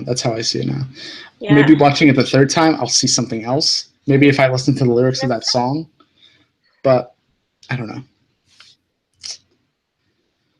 All right, guys. I think we've been going for a very long time. So shoot the final questions because I need some water. Final questions, final goodbyes. Also, if you're not subscribed to the channel, do that because more videos are coming. Not even close to being done with these videos. So we're just hitting the surface with all these theories. Oh yeah. We're just throwing them out there now. I feel like we haven't gotten deep enough yet. No. Kai says season 4 when? I don't know. Maybe never. Maybe next week. Who knows? It just comes out. Yeah, like you guys thought we were done. Next Sunday. New Twin Peaks next Sunday. Tune in. Never know. After everyone's canceled their Showtime subscription. That would be the greatest troll. 4021971 says, love your videos. Thanks, Joey. Of course. Thanks for watching. Philip says, I've never seen a Lynch film. I didn't understand. Watch all of them. Francisco says, what happened with the drunk guy in the jail? Who knows? Probably not. I thought it was Billy. It might be Billy, but maybe it's not Billy. Yeah. Although there is that Lynch painting that looks like a man bleeding from the mouth, and he's all disfigured, and he says something about Billy, something like that guy named Billy or something like that. And when he started scratching at it, I thought it was become that painting because the face all taken out. That'd be cool. It's like he's trying to personify his artwork, and I love it. There's a lot of I've seen throughout the series. People were tweeting me pictures of things they saw, like more or less in the show. So I think this was like an idea dump. Like he was emptying his bucket of ideas, and now it's time for him to go fishing. All right. A few more, and then we're going to go. And then Joey needs water. Katrina says 3 more hours. Just need more coffee and donuts. I ran out of donuts, but there's plenty of coffee. Those donuts, man. You made us all jealous. Those were delicious. They're super sugary, but they were really. David Lynch will drop season 4 like it's a fucking Beyonce album or something. That'd be cool. It's like that one time she just dropped a secret album. It's just gonna be. I think St. Vincent is gonna do the same thing very soon. If you guys listen to St. Vincent, which if you like David Lynch, I feel like you'll like St. Vincent. Love her. Rosenfield says the autobiography of FBI Special Agent Dale Cooper by Scott Frost is a great read. I think that's Mark Frost's dad. It's a huge source of information for me when I created my fan fiction. I really need to read that. Let's all meet at the R&R at 4:30. Man, and then Mike Paul says the season sucked ass. Thanks, Mike. Thanks. Well, yeah. Thanks, Mike. Thanks for tuning in for something you thought sucked. 100 ZMAT says I don't think even Lynch understands his work 100%. What arrogance and bullshit. Damn, people are mad. Dang, I think it's brave to just I don't think you have something out there. Like, you don't have to know. It's when you I don't know if you're an artist or like I don't know what your creative endeavors are, but when you write, sometimes like it just you bullshit a lot. And then you realize maybe it wasn't bullshit after all. And then like magic happens and you're like, oh my gosh, how was I this profound and I didn't even know what I was doing? That's the best thing. People think like people are so genius in the actual conception of the thing. But the genius comes in, I think, from the subconscious. Mm-hmm. That's what I found anyway. I kind of just trust so much so that when I write, I honestly a lot. When I write these days, I close my eyes and just let it come. I know some people like looking and making sure the grammar is right, which I do afterward. But when I'm writing, I just like sort of the flow of consciousness kind of thing. And it kind of like just feels good. It's like a very therapeutic thing, just like you're letting all this whatever energy out. It's almost like a cleanse.